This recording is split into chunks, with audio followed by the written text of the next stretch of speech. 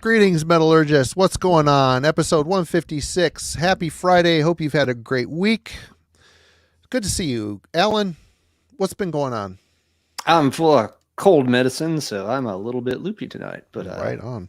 Yeah, no, good week. Just some allergies going on, but otherwise, not too bad. Can't complain. Mari, how are you doing this week? Pretty good. Busy week, and I took a few days at the end of it off, which I shouldn't have, but I did. So that's just the way that goes.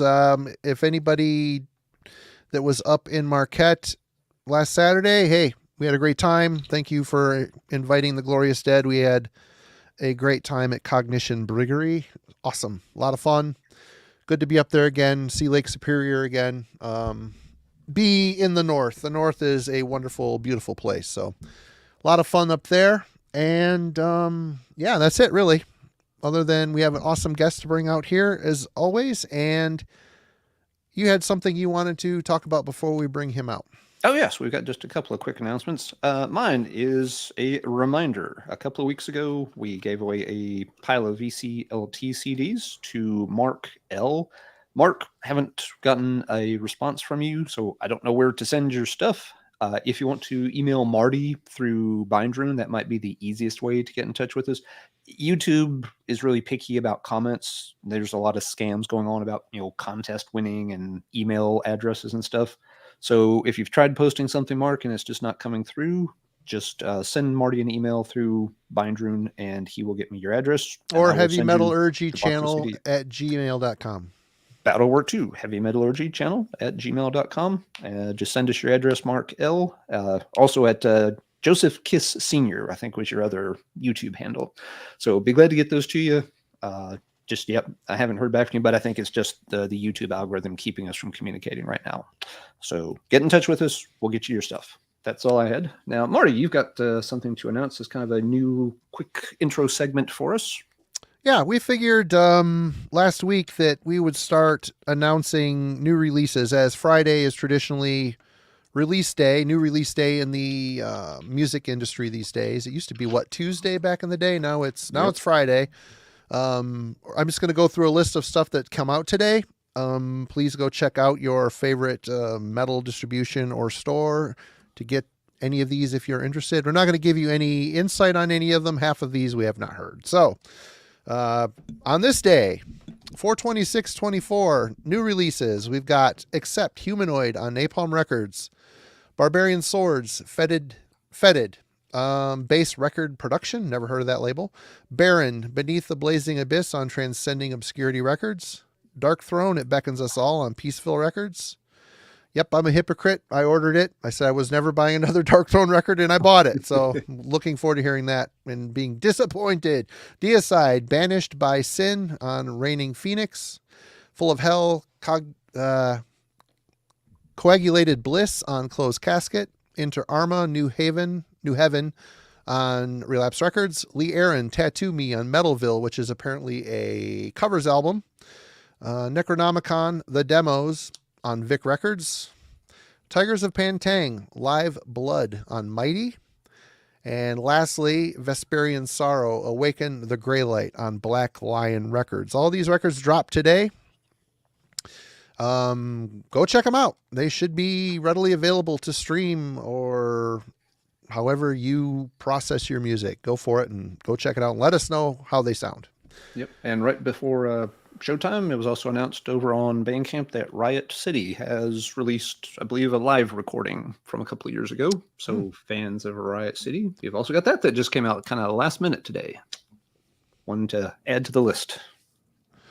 Right on. Well, without further ado, let's get our guest on. He's waited long enough. He's chomping at the bit to talk about 1993. Hunter Ginn, welcome back to Heavy Metallurgy. How you doing, brother? Doing well. Thank you for having me. Thank you for coming back. Yeah, anytime. Well, since the last time we've seen you, you're always a busy man. But first of all, we'll talk about Radical Research. I think probably a lot of people in the chat are aware of Radical Research. What's been going on with it?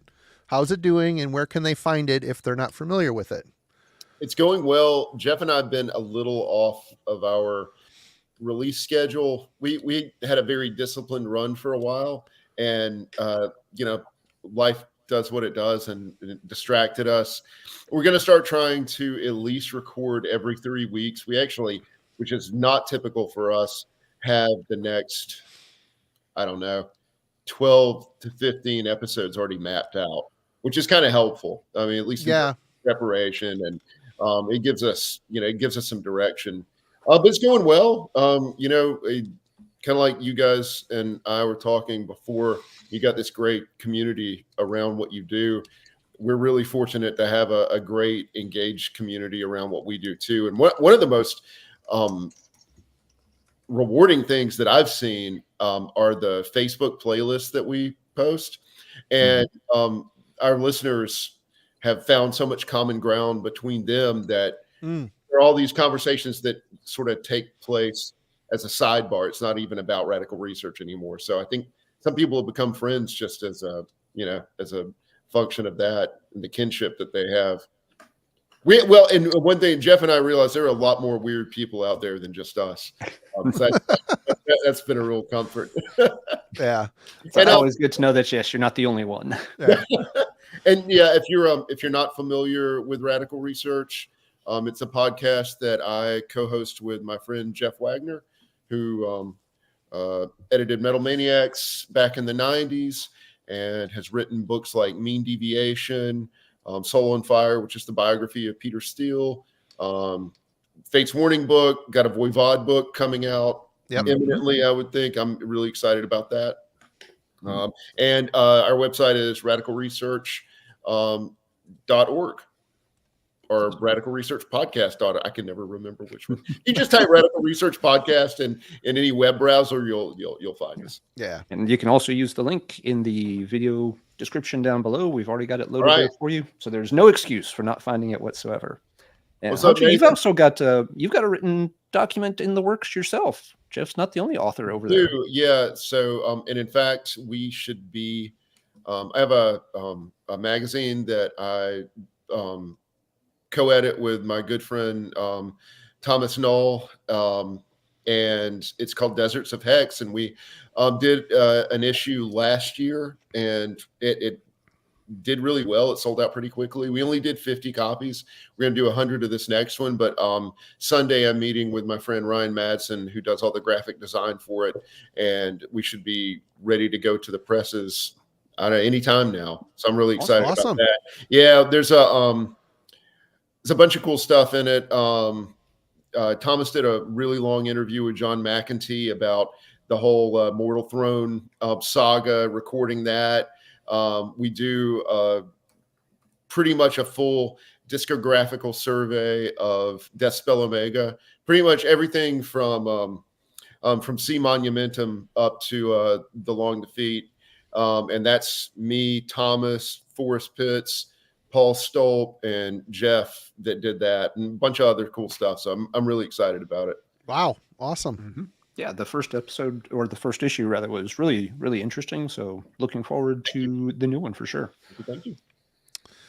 Also, you're of course in a bunch of bands, but I just listened to Gorging Shade, your more death metal, crazy death metal thing that's coming out. Is that out yet? No. We're looking for a home for it. But we've been, kind of slow to shop it, but it's imminent. So yeah, Gorging Shade is basically Canvas Solaris. It's the same 4 guys. Gail wrote all the music. Nathan and Chris play guitar, and then Nathan does vocals. And then I just, beat shit as usual. Is this the Gail we're speaking of here? That would be the Gail. And Nathan. Leave the hall. No blind guardian. Leave the hall. Oh, you just cost us a subscription there. This is going to be Hey, what's up, Will? Oh, and Chris is on here. Actually, the entire Canvas Solaris Gorging Shade universe is with us right now. Awesome. Actually, just to see if I can stay awake for another hour or two. I think he's bright-eyed and bushy-tailed right now, but we'll see in an hour. Yeah. So that album will be coming out, and then I've got the Gail and I are in another band called Plague Psalm, Chris did all the percussion production. Nathan played some guitar on it, but it's like kind of dark industrial, ethno-ambient sort of stuff. But our first full length, Gifts of Wrath, is going to come out on Crucial Blast sometime a little later this year. Right on. Then, yeah, hopefully the next sculptured record will be out later this year. Oh, cool. It's pretty much done. I think Jason's got to do the bass, but pretty much everything and the vocals, but everything else is wrapped up.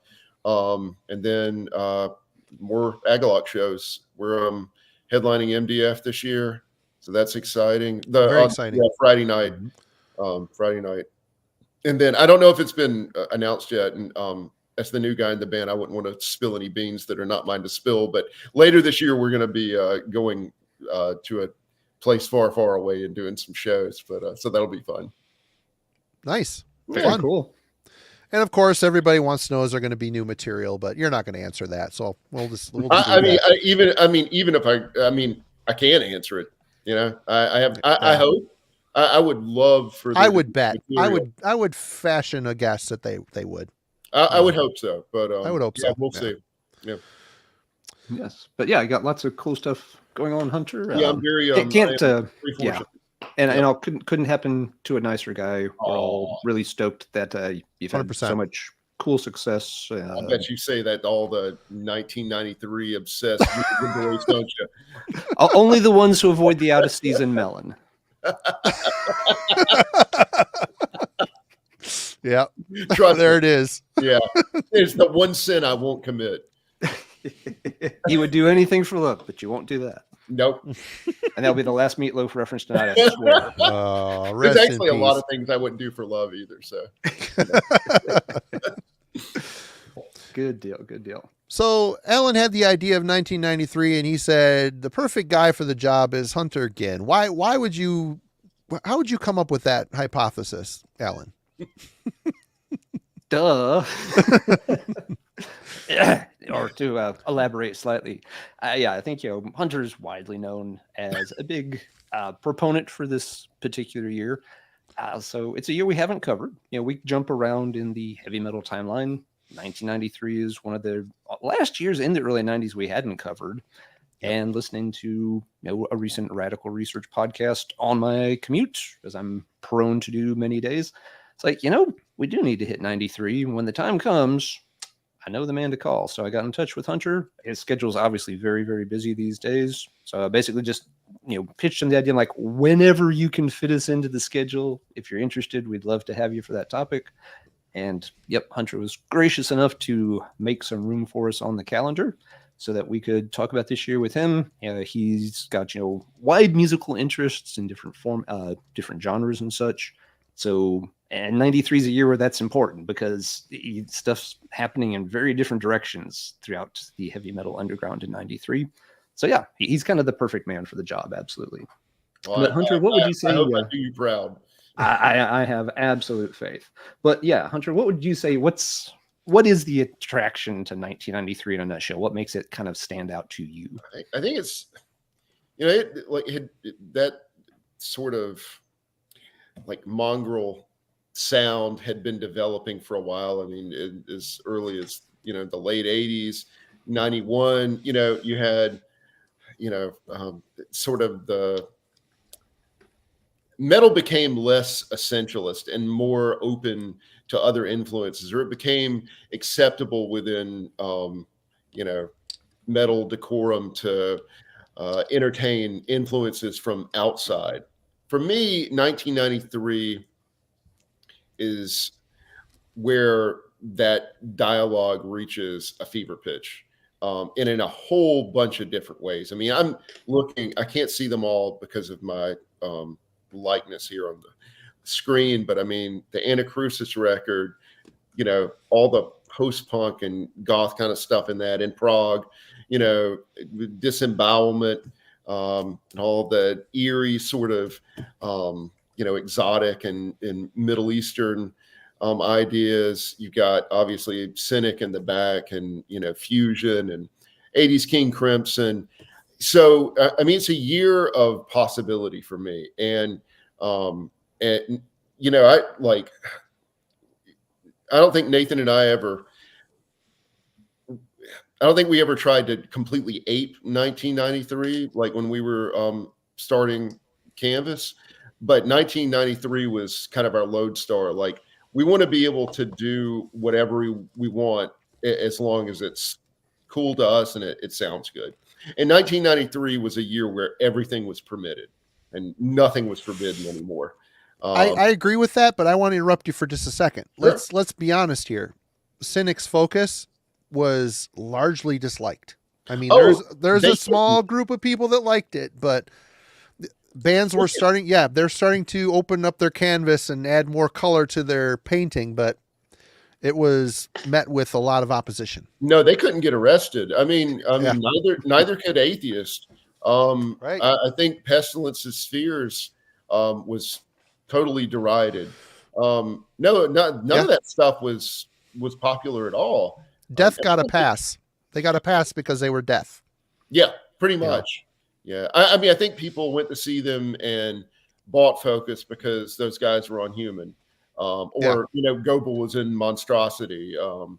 I mean, I don't, not like just dislike, but totally misunderstood. Yeah. And I think that, I think it's taken time for the world to come around to 1993 and all the riches that it has to offer.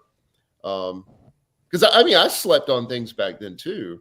And I mean, out of necessity too. I mean, I was 14. I didn't have a lot of money to buy everything that came out. But if Borovoy Kurgan at that point or Eula Garrett recommended it, I'd probably buy it. Oh yeah, sure. So anyway, I don't know if that answered your question or not, but oh no, very well. Yeah. Okay. But one other thing, looking at the list for tonight to pick stuff, I mean, it was a convergence of a lot of extreme styles. Well, not a lot. We have death metal, black metal's just starting to blossom, and of course thrash metal, which dying on the vine. Thrash metal, it's kind of hard to find anything that I either heard at that time or liked at that time. So it's kind of tough. I mean, none of the only major of the big four that put out anything that year was Anthrax with The Sound of White Noise, which totally different. They changed, and it just kind of was the status of what things were going on right there. There was a few here and there I found that I like maybe heard now, but Violence, let's see. Corner put out Grin, which is not Corner. Violence put out Nothing to Gain, which is... We'll have to talk a little bit about Grin later. Yeah. I have a couple of thoughts, but... Yeah, well, we might as well just get into it. We'll start with you, Hunter. 1993. What were you? You're 14 years old in 1993. What was your finger on the pulse at that time, I'm assuming? At that point, I mean, black metal wasn't even, I don't even know that I knew black metal existed. And even though that second wave was still sort of in its infancy, the Norwegian scene had not been imported widely to the States. I mean, I think you really had to be deep into the underground to even know that stuff was going on. So, I was a death metal kid, and I was attracted to, like death metal bands that were getting more and more sophisticated and maybe a little weirder. And I mean, I tried to not to lean entirely on that kind of stuff tonight. I mean, I'm going to start out with one of them. But I was getting a lot more serious about the drums too. And that all kind of coincided with the death metal thing. So I had an interest in bands that were getting more complex and more experimental. That was really what kind of turned me on that year and even well into 94. Yeah. So why don't you start us off? What was your first pick for the night? Let's start here. This is Oblivion, Nemesis. So anyone unfamiliar with Oblivion, they're a Quebecois death thrash band. Their first album, which I love too, is definitely more of a kind of techie thrash sort of thing. Nemesis came out in 93. It was self-released originally.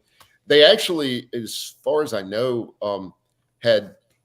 were on the verge of brokering a deal with Century Media for it. And Century Media, I think, got a whiff of what was going on, and that Machine Head was getting really popular, and maybe Tech Death from Canada was not going to be the next big thing. Right. This album is just unbelievable to me. It's one of my favorite albums of all time, and you'll hear me say that a few times tonight. But Pia Remillard produced it, so it's self-produced. I mean, it's pretty much like a self-made record. The production is flawless. Some of the greatest riffs of the 90s live in this record. I don't know. I actually bought the cassette from the band themselves back then and got a very nice letter from them. I think probably confused why a teenage kid from the middle of fucking nowhere would be ordering a cassette. But this is it's a magical record for me.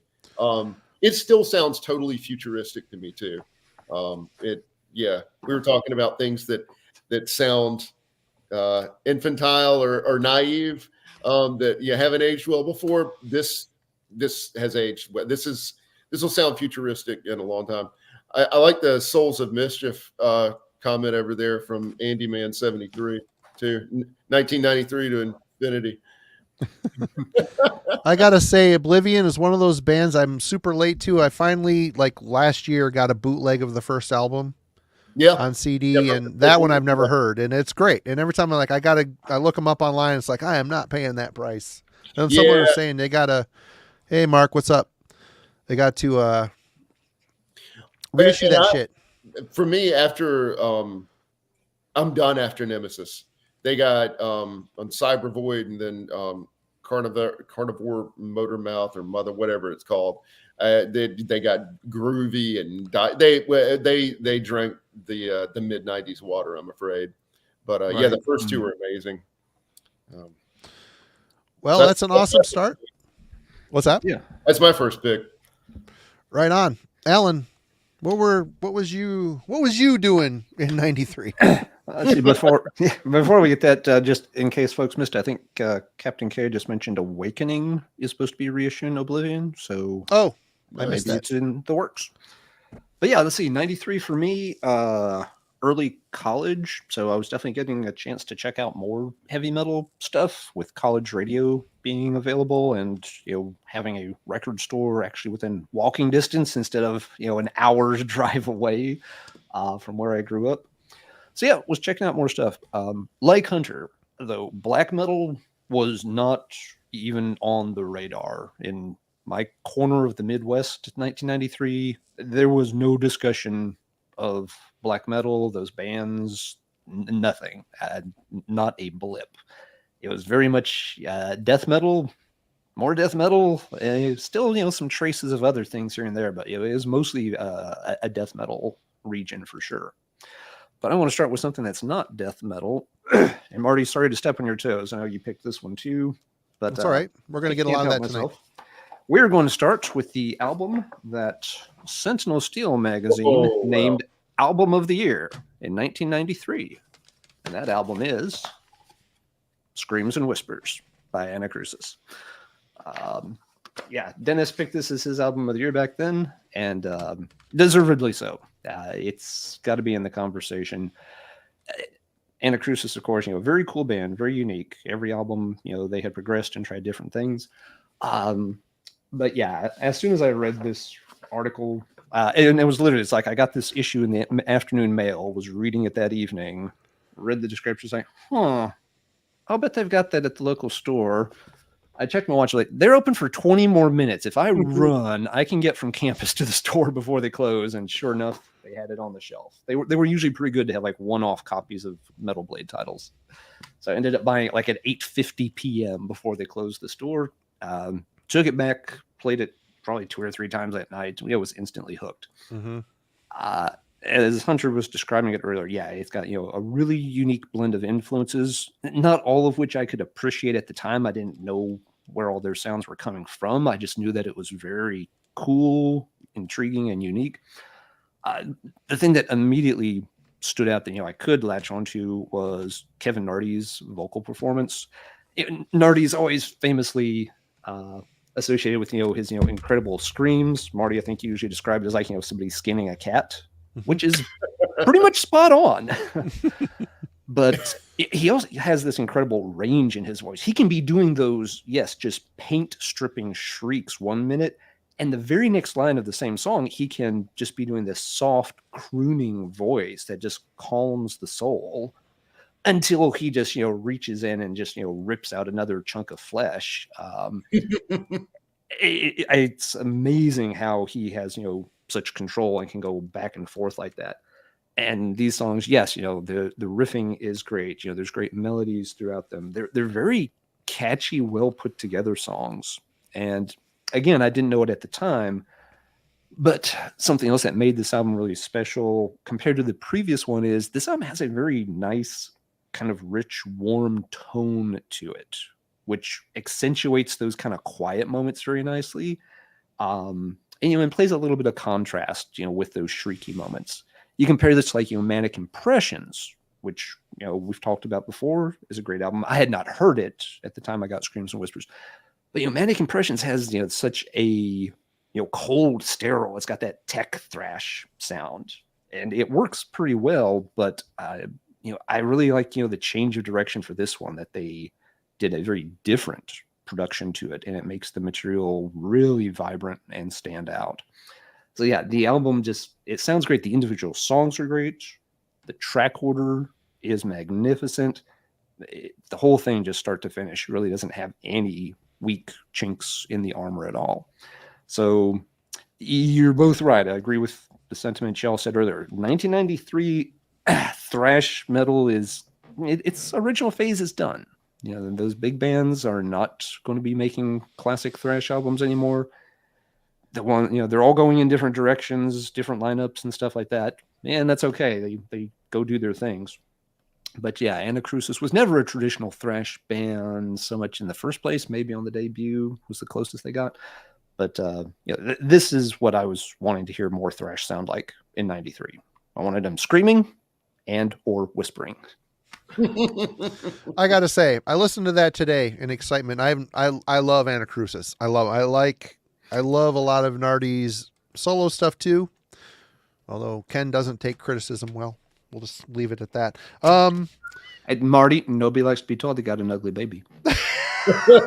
I was saying the baby wasn't that ugly. It was the other guys on the show that were saying it was an ugly baby. Anyway, I gotta say, this Sound the Alarm, it's obvious the song they should have picked to lead this album off, but I like the whole album a lot, but none of it is as good as Sound the Alarm. It's just, I want 10 more Sound the Alarms on here. You know what I mean?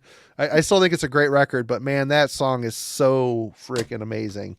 And that's from a guy that doesn't love prog all that much. But anyway, yep. I went to their reunion show in St. Louis back in 2019, and they did all 4 albums with all 4 lineups. And I wish I could have went to that show. That looked incredible. It was exhausting, but incredible. But Alan, to your point about Nardi going back and forth between the screams and the crooning, he can do that perfectly live now. Nuts. I mean, it was astounding. I really didn't think that was in the offing, but he sounded just like the record. That's interesting. I have wondered in moments of weakness if it's all just spliced together, from different takes. Something inside told me, it's like, no, this is, it couldn't be this. Santa Claus is real, damn it, and this is not spliced together. Yep. Ken Nardi is real. Ken Nardi is real. Believing Ken Nardi. All right. Marty, it's your turn. What you want to lead off with for 1993?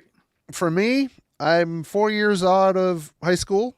Didn't go to college, went to work for Kmart. So I'm working at Kmart. I was Kmarty. Unfortunate nickname that stuck for quite a while. Anyway, sure that did not. I actually never knew where that came from. Yeah. I remember it in Maniacs, but I didn't know that. Yeah. That's where that came from. I used to work for Kmart for 5 years. I ended up marrying one of my managers, which was a no-no. in Kmart land, so I had to leave. Anyway, got divorced from that mess. Anyway, I was a thrash kid, so I was a little bit perplexed by the decline of thrash metal, but on the same token, I was relieved because it was kind of burnout. It was too many second and third rate bands getting picked up by big labels. You know, they flood the market. When a couple bands hit, they flood the market. That's you know, what they do. That's what labels do. So yeah, death metal. I'm 100%, 1000% into death metal.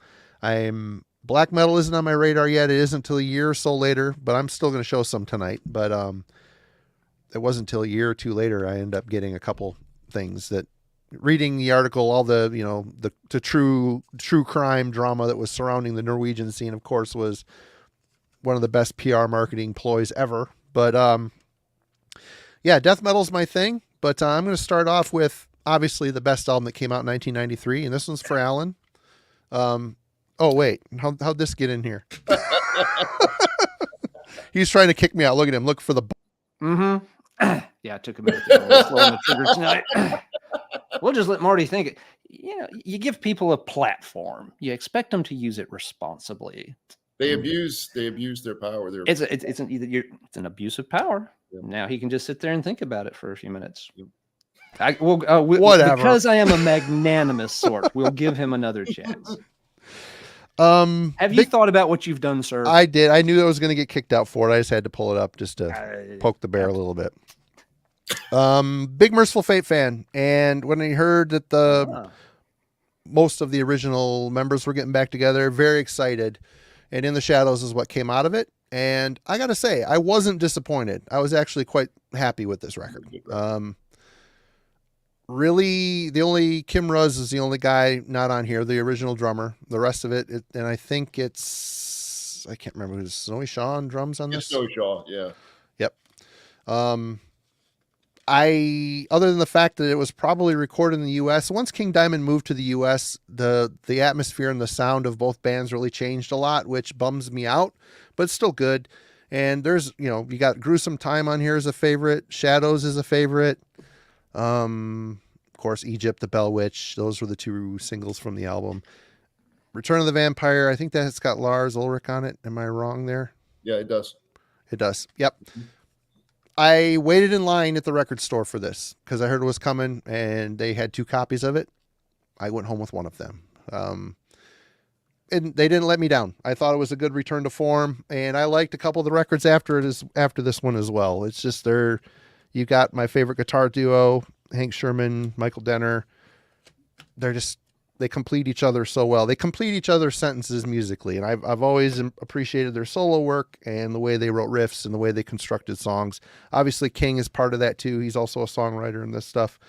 But it was just a great time. Was it the first 2 albums? Of course not. That's never going to be. It's a reunited Mercyful Fate with more of a modernized sheen, which is fine. What did you guys think of Mercyful Fate getting back together back then? I was, Alan, I don't know if you want to start. I was still like quite new to them. In fact, I didn't get In the Shadows in 93. I got it in 94 because I got Don't Break the Oath in early 94. And I was just starting to like branch out and get into metal with clean vocals and things like that. And it blew me away from the get-go. It's still, you know, a top 20 metal record for me probably. But I mean, from my limited perspective, I thought In the Shadows was quite good. And then Time came out later that year and I got it. And I quite like that one too. It's just as good. I really like it too. Yep. Good songwriting. Good vibe. All right. We made it through the first round. Hunter, what you got next? Gosh. No, I'm not really doing these in order of priority. So I'm just going to kind of pick. This. Yep, it's in my stack too. Is it? Yeah. Yep. I think this is a really special record. Yep. I love Cursed.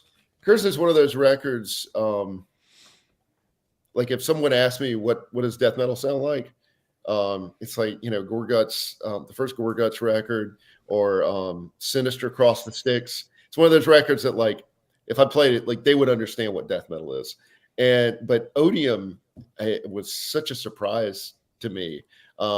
Again, you know, pulling from this, vast well of influences. Like there was, kind of post-punk stuff in there. There were industrial noises, and Mark really, really widened his vocal approach. And I think he turns in a tremendous performance.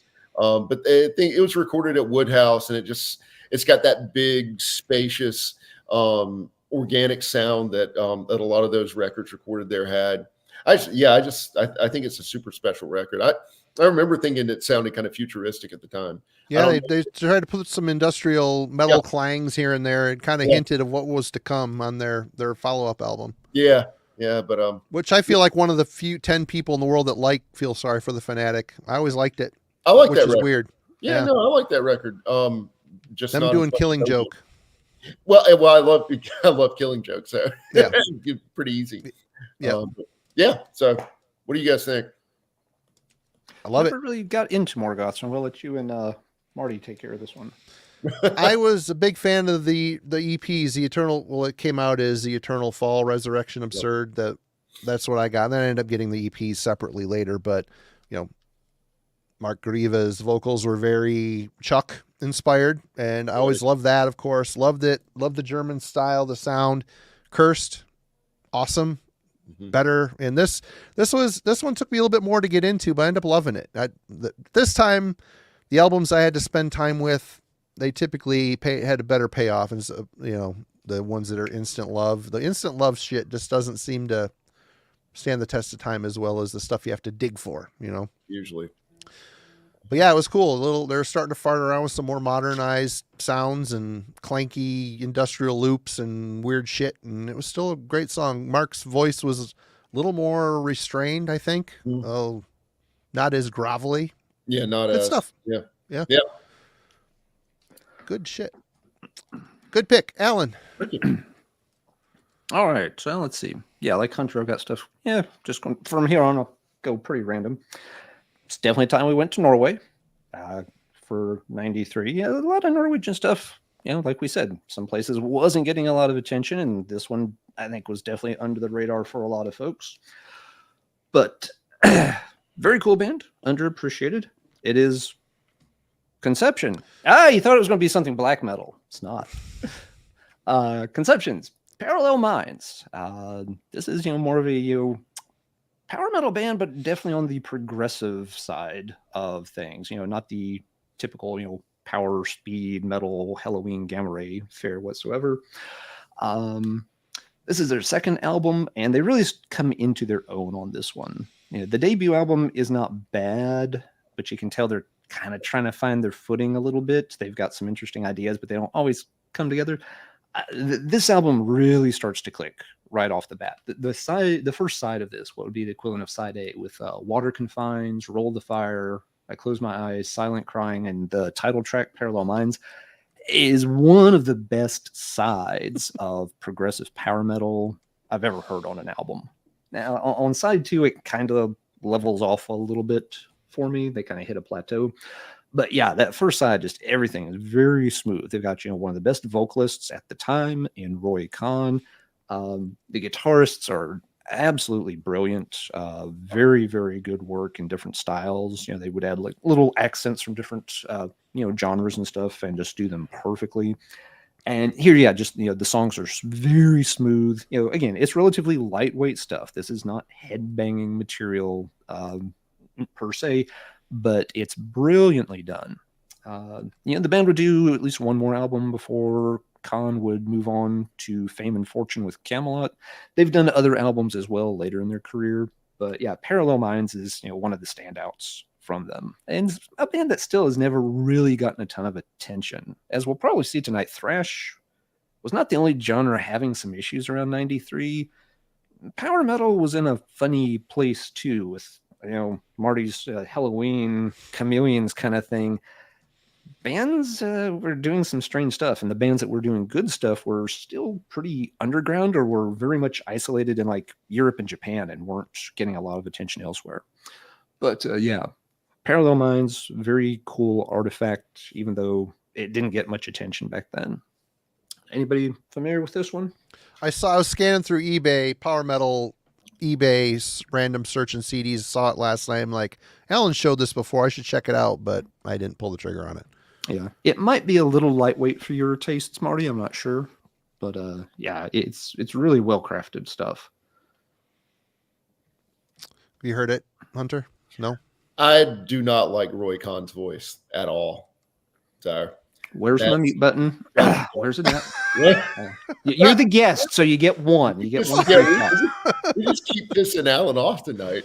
Ah, jeez. I'm full of Sudafed. Don't push me there, son. All right.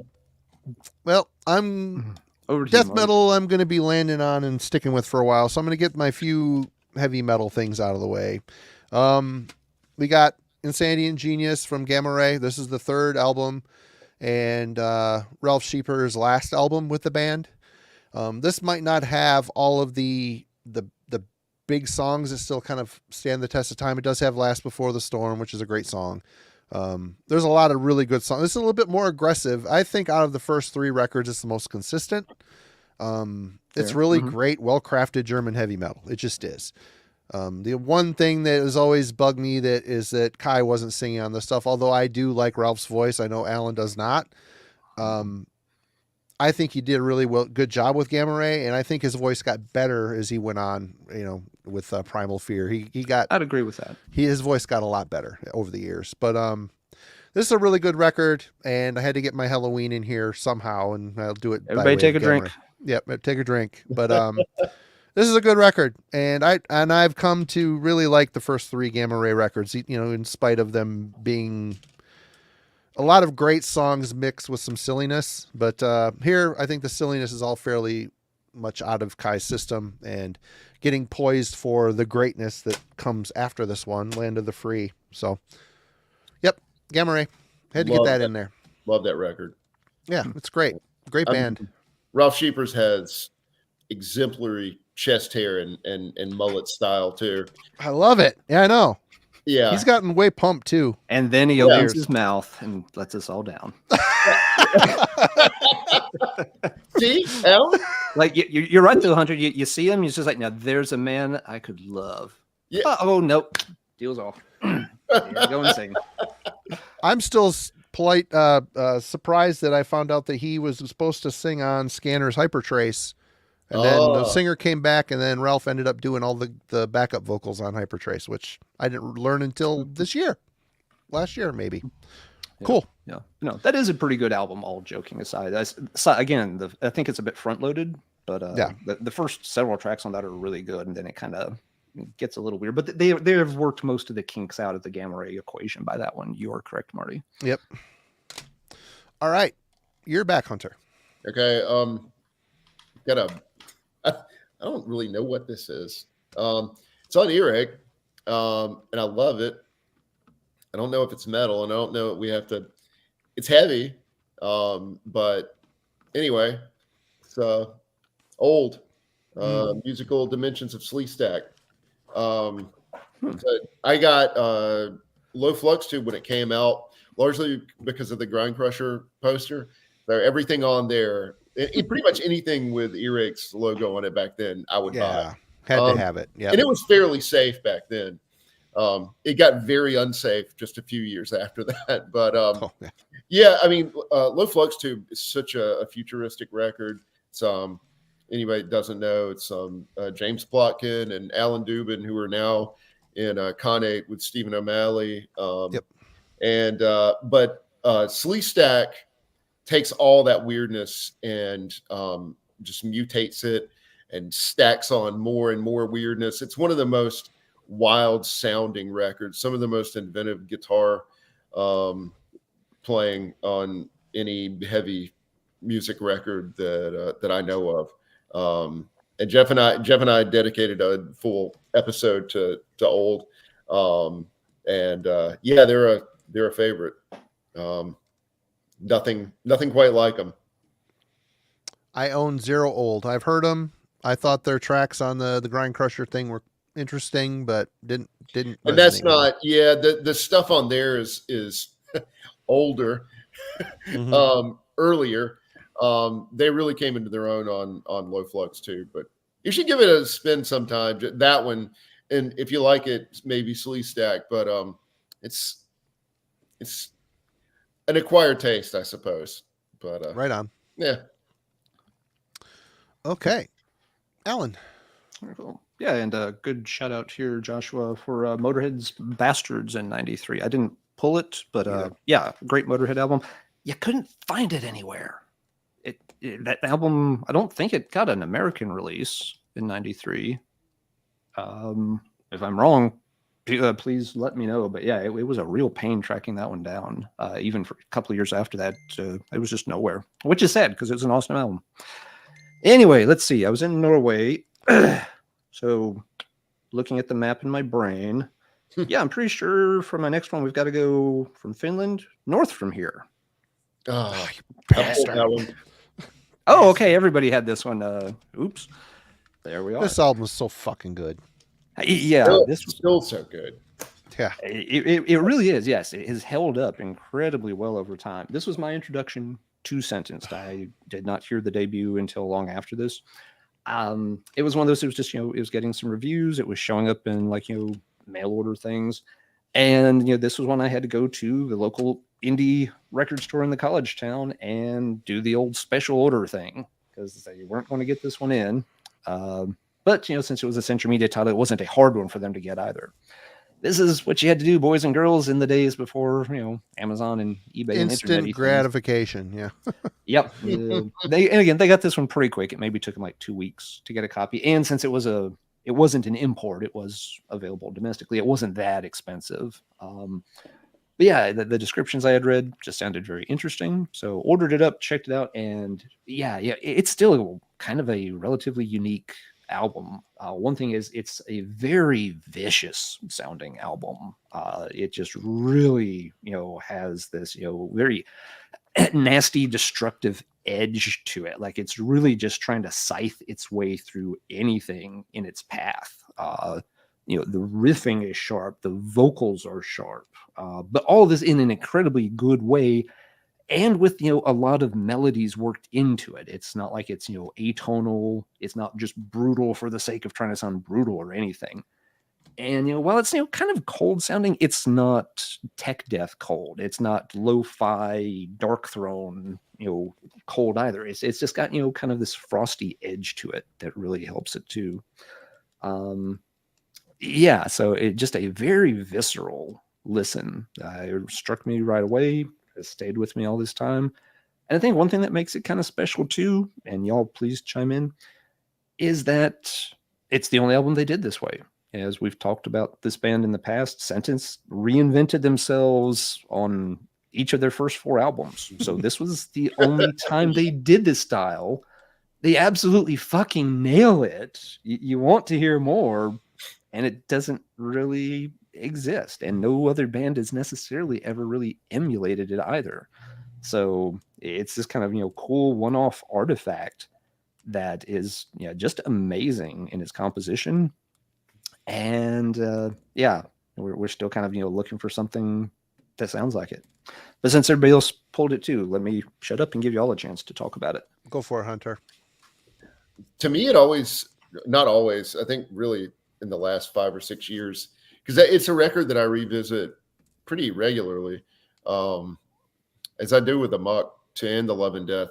Really, all the tonally stuff, and I think the first record's a really great straight up death metal album too. I love a Muck.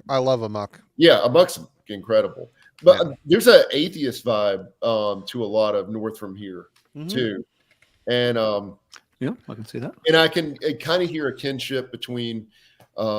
Because of that atheist influence, like they don't sound alike, but North From Here and with Fear I Kiss the Burning Darkness, the At the Gates record, really trying to do something different and manic and wild with death metal. Alan, I can't add anything that you didn't already say. It's a remarkable album, and there really isn't anything like it. I just want to add, we did an 1.5-hour discussion on the album club on this record. So I just want to say that Atheist is, there's a vibe there, but Sentenced in their transitions is what seem a little bit complicated to me, but the riffs themselves, very mature, very unique. I love how the riffs evolve. There's these really dark, mature melody lines. So good. It like borrows from what's going on or about to happen in the northern countries over there, and they nailed it. There's such a good flow and emotion in the riffs. It's an amazing record. I do love Amok as well for different reasons, but this is definitely, yeah. Of their first four, this one's probably, I don't know, their most adventurous musically, I guess.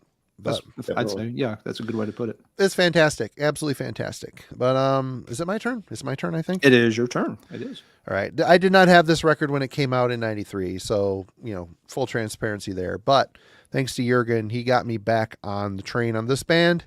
And I will say, this is their 7th album. 1993, this is their 7th album. So let that sink in for a minute. Rage, The Missing Link. I thought you might pull this one. Nice.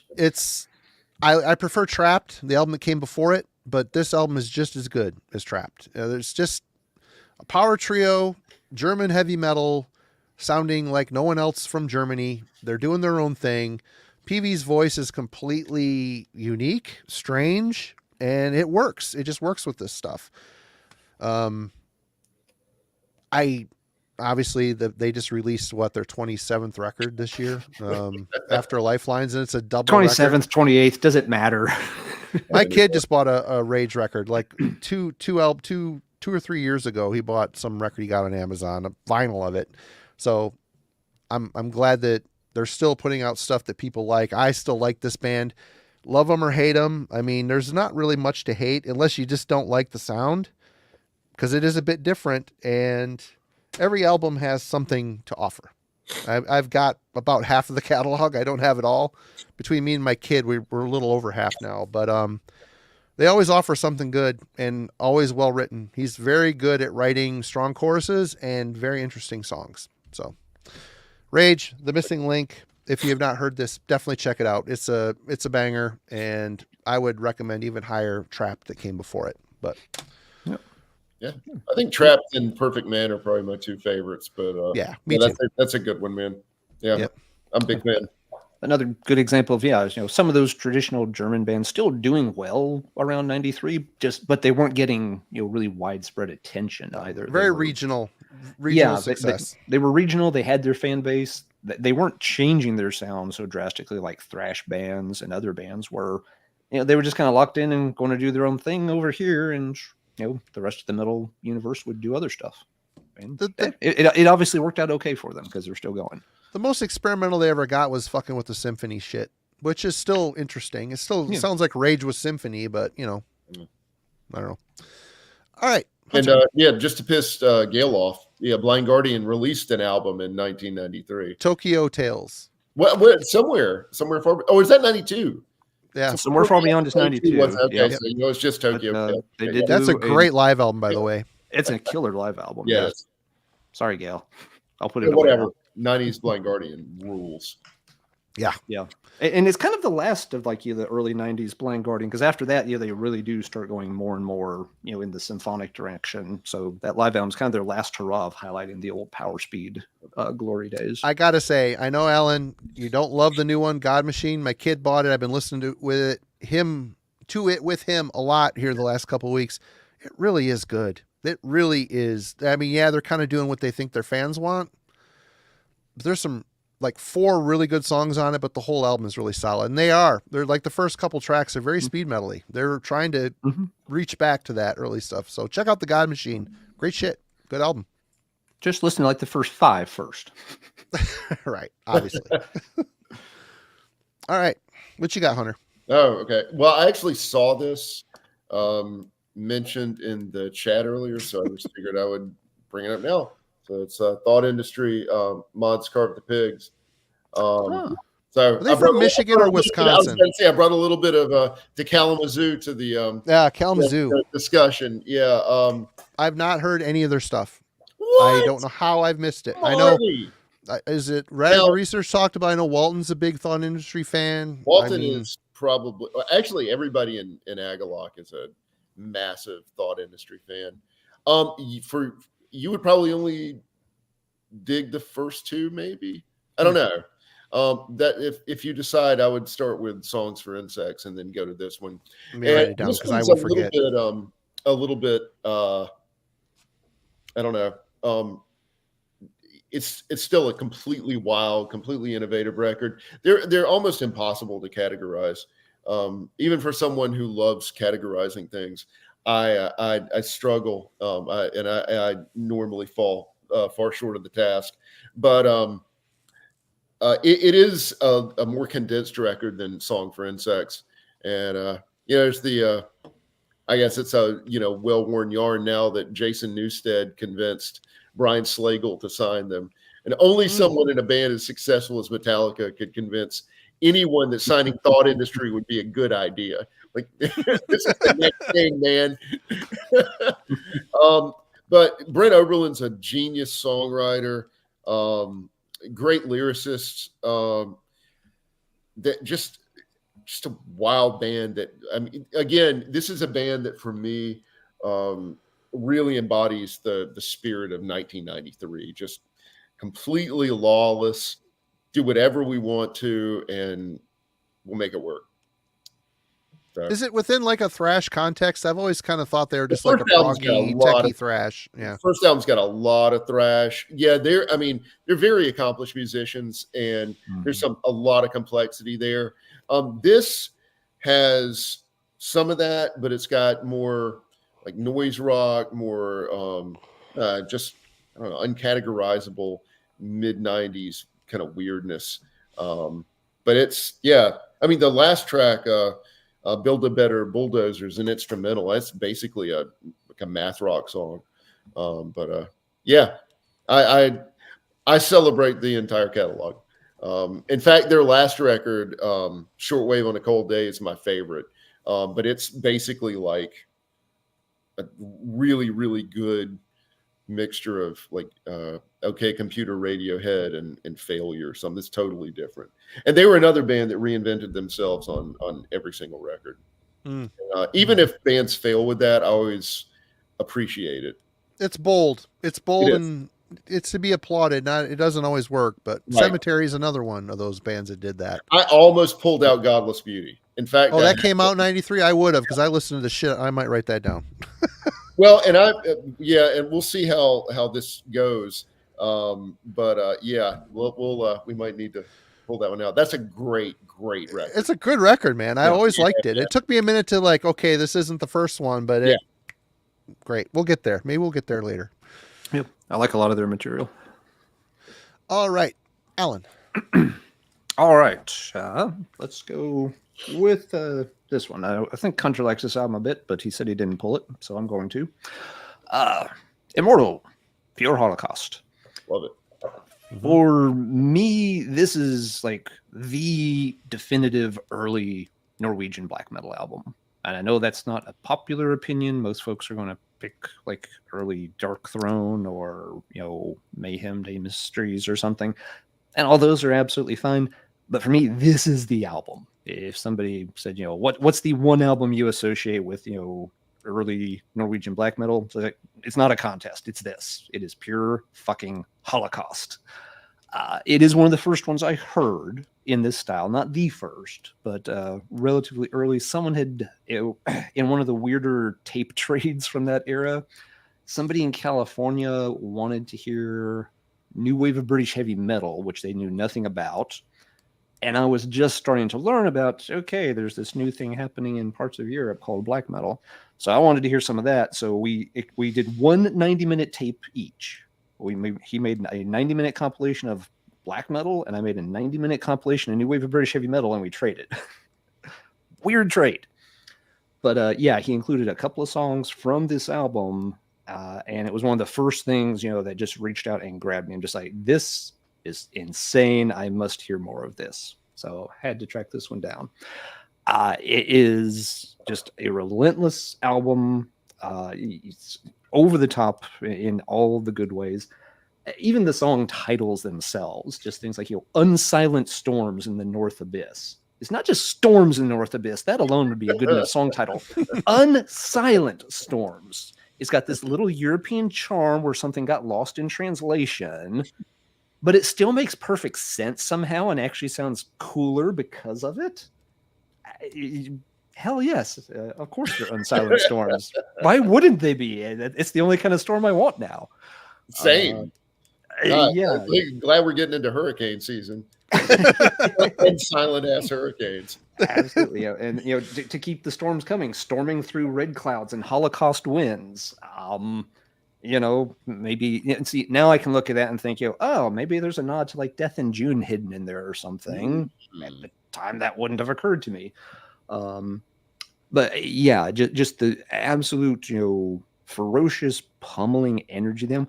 But again, at the same time, these songs are very memorable. It's not just raw, harsh, and refuses to really stick. It's like these are songs very quickly you remember them. You can kind of in your brain hum, sing, scream along to them. The melody lines and stuff will get stuck and embed themselves. Well, part of it is because of the Star Wars reference. You got the Imperial March in one of the songs. but yeah, I mean, there's things to latch onto there, not just random dark and blackness. It's not like some of the later LLN stuff, which can be fun too. But that stuff is a lot more just here's a bunch of abrasive noise. This is like, no, these are actually songs that you can definitely follow through. So yeah, for me, this is it. This is one of the real benchmarks. And of course, Immortal has had a great career. A lot of their later albums are better known and maybe better regarded, but I will always go back to this one when I want to hear just pure, unadulterated early Norwegian black. Yeah. Well, they changed their sound a bit. I mean, the first album was pretty much just battery worship, but it's still great. I love it. Yeah, but that record is short and ass whooper. It whoops your ass from start to finish. Yeah. Indeed. All right. Makes it your turn, Marty. Well, let's get this going. Everybody talks about Like an Ever-Flowing Stream, which of course is Swedish excellence. But this follow-up record, it takes Like an Ever-Flowing Stream and builds upon all of it. The songs are a bit better. It's just as savage. The melodies are stronger. They get a little bit of Iron Maidenisms coming into some of the twin lead shit. I love this record. I always hated the cover. The cover is pretty stupid. Never liked it. But all that aside, what a great album. Holy crap. And it's always overlooked. No one really ever talks about it. It's always Like an Ever-Flowing Stream. But this is another one I got when it came out, the day it came out. Camelot Music, was it? I think it was. Yeah. I haven't spun it in a while. I'll be honest. I do usually grab Like an Ever-Flowing Stream, but this is a great record. They really did grow quite a bit while maintaining their buzzsaw aesthetic. 100%. Great. I love the band picture on here too. Got the Hellraiser chain.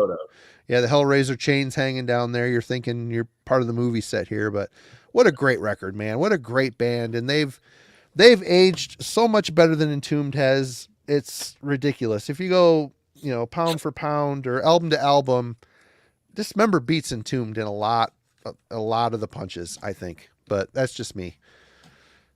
I am a huge champion of Indecent and Obscene. I almost pulled it. Because it's you're right about the melodies and stuff, but like the savagery is even more savage to me. Yeah. There's almost like an American kind of brutality about it that, love that record. And totally it is. It's overshadowed by the first one, which I mean is rightfully so. An acknowledged classic. Yeah. But yeah, freaking love that record. Glad you great pick. Glad you pulled that one out. James, you're right. Dreaming in Red, one of the best. It is. I mean, it's like the last song on the album, isn't it? It is. Yeah. And that's what a great fucking song. Incredible melodies. Yep. I think they are making a new album, Zach. I believe they are. And with it's the all original members too, which is even cooler. So we'll see. We'll see what we end up with. Hunter. Probably a death metal record. Probably a Dismember record, yeah. Their last record was fantastic. The self-titled, what a great fucking record. It was awesome. All right. Well, I'm gonna keep us in death metal land, and I'm going to go one country to the east. So Morticus, Dances I've from never Left. heard that album. I've always seen the cover, like in the Relapse catalog. I always see the cover and be like, check that out. I saw Never this did. This it's really blurry band photo, but I always thought it was a pretty cool band photo. They got a thing.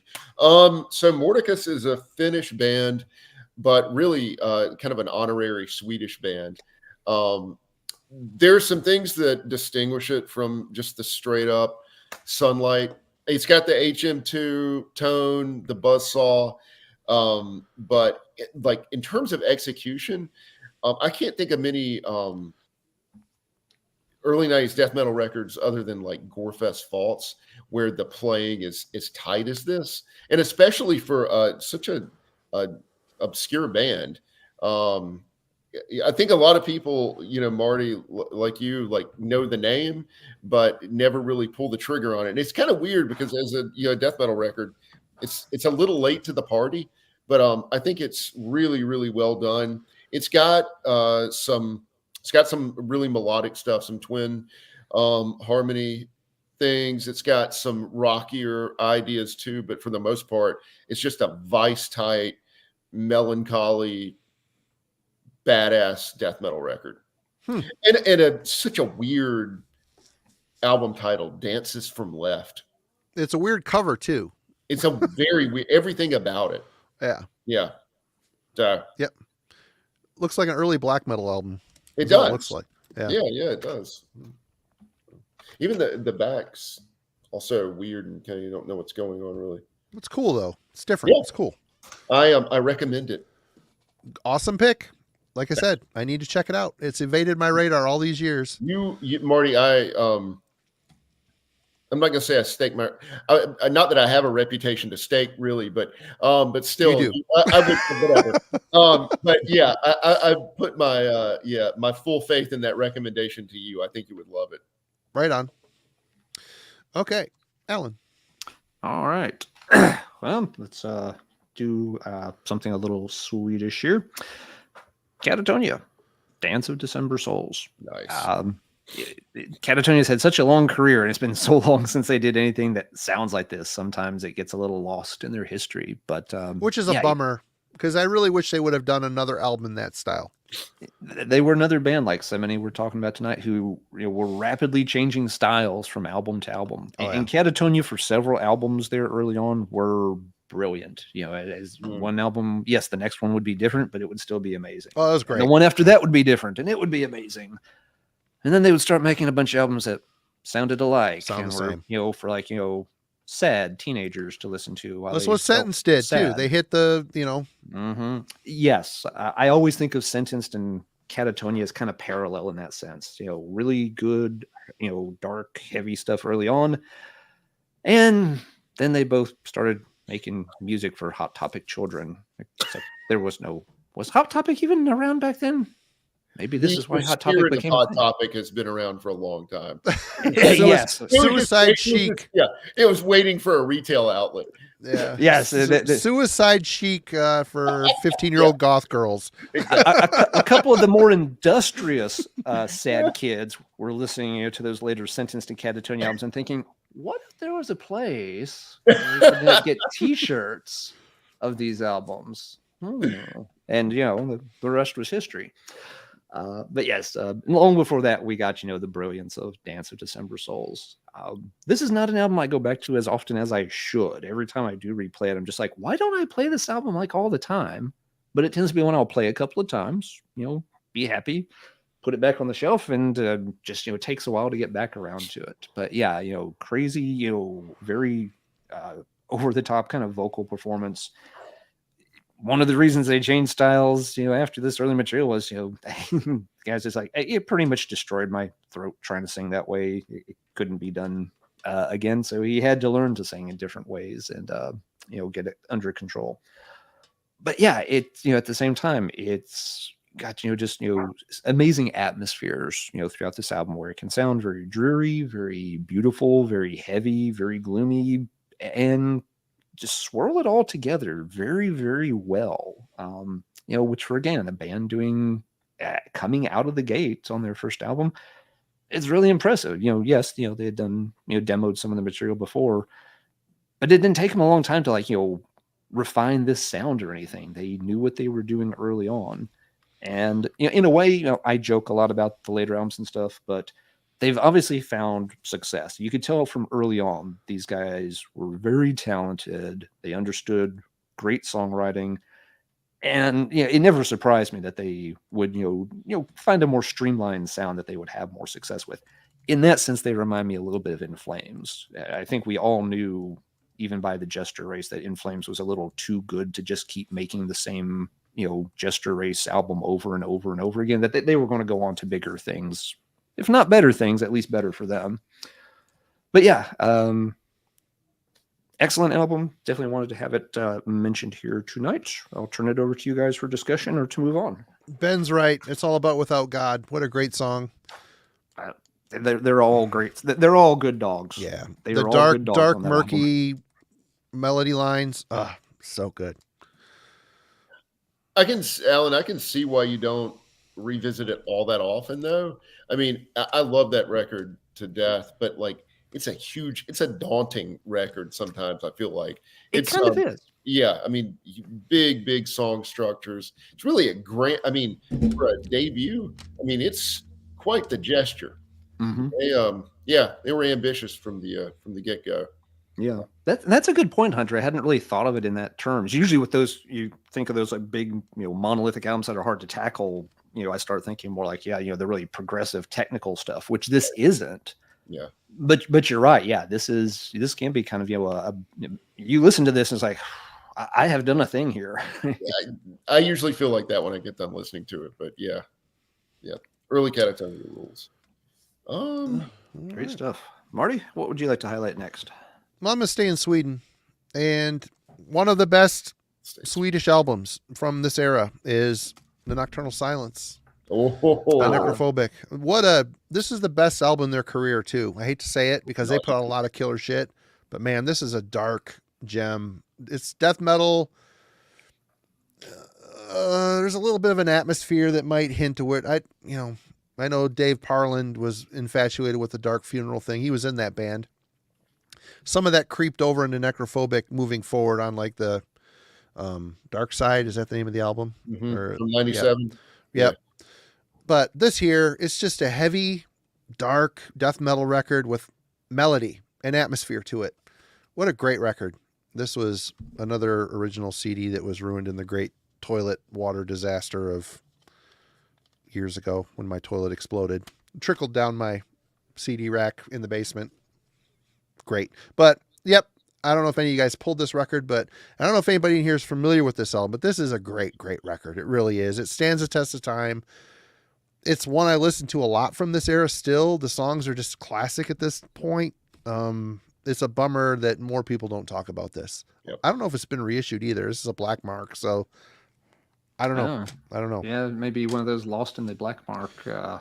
Which is such a shame. There's so many great bands from that whole era that would benefit from a nice vinyl reissue, Yeah. I actually just finally, after years of trying, got Jeff to sit down and listen to Nocturnal Silence. You never heard it?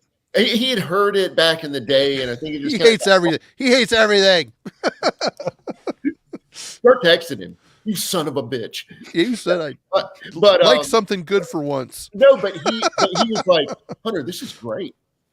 He's like, it's just like evil death metal with killer melodies. Like, Jeff, I've been saying this for 20 years, man.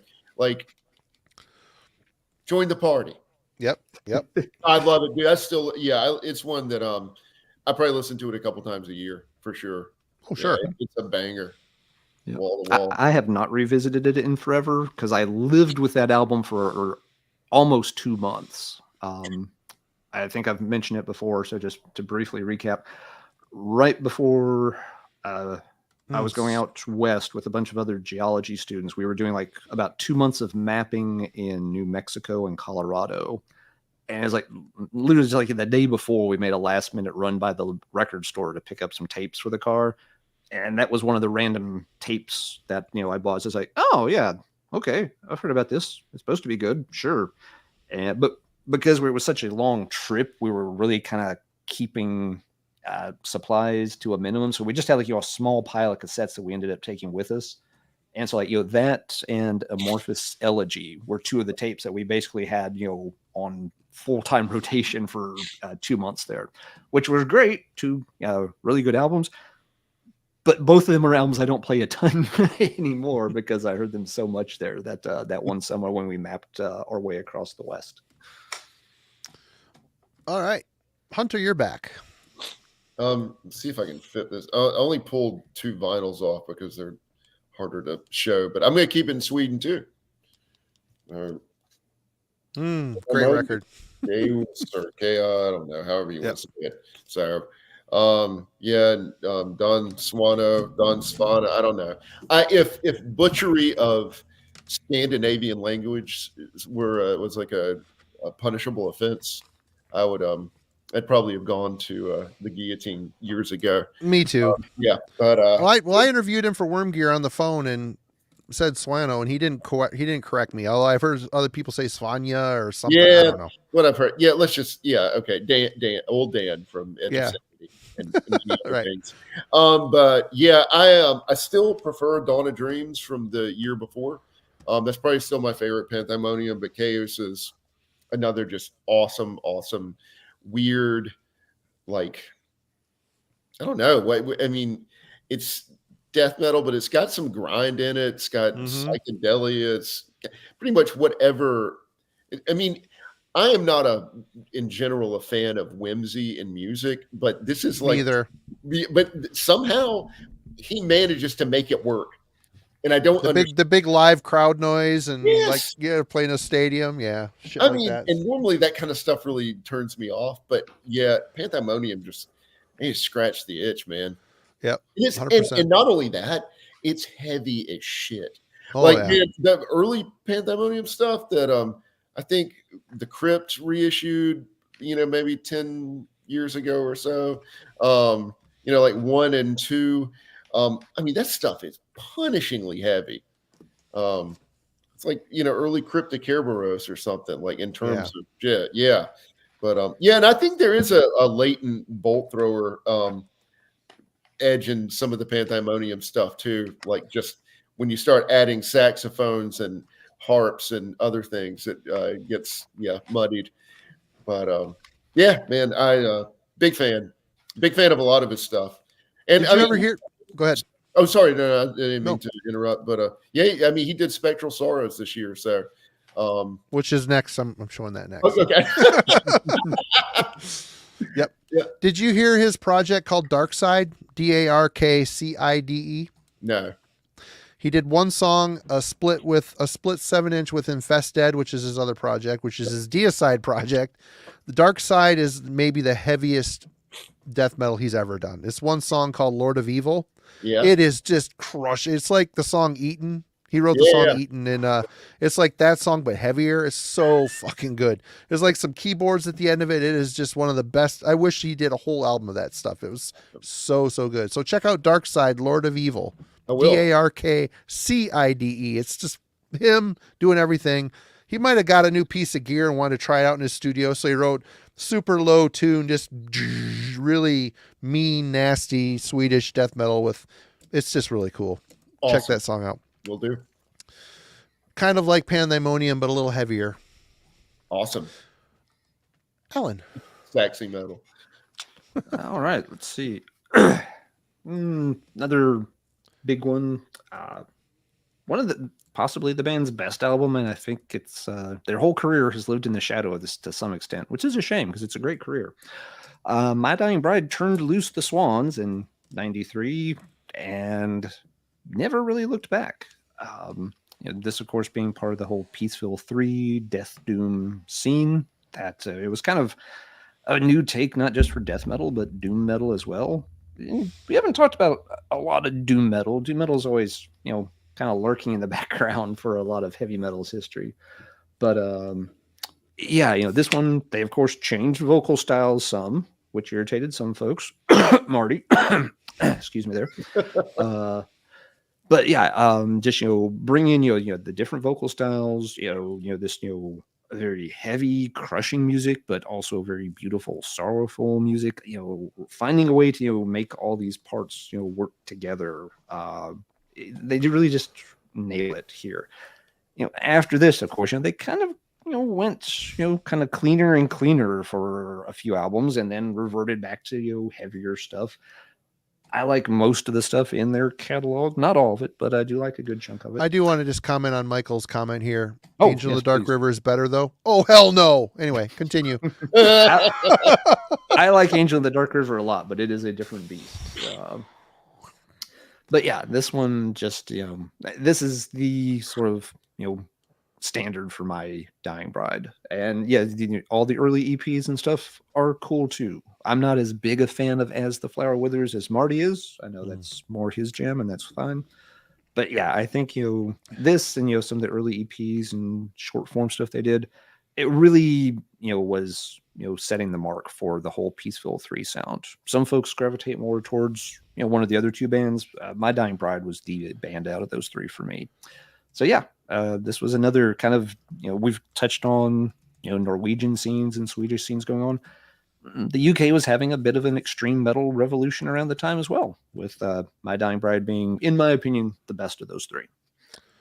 I got to say, though, and when I got that record, I was a little bummed with all the clean singing because Aaron I didn't like the whininess of his clean vocals. I just don't. I still don't. He's gotten better at it. Angel in the Dark River was like an apex of whininess that I just could not handle. But that record I ended up liking. There was enough heaviness and growls, and I ended up loving that record, but I had to work for it. Angel in the Dark River, they lost me. That was I was so mad. Anyway, it's okay to be sad, Marty. Be in touch with your feelings. It's true. It's all right. Just ask any of those kids hanging out at Hot Topic. Yep. Right. I'll listen to Fields of the Nephilim if I want to be sad. That'll be good. That might make me sad. Listen to Elysium. There's a couple songs in there that get me all weepy. But it's more like we get weepy because it's so pretty. Not necessarily that it's like depressing or sad. Beautiful stuff. Don't get me wrong. Anyway, we're getting off track here. Let's circle back around. Yeah, do you think you want to add to My Dying Bride there? I mean, like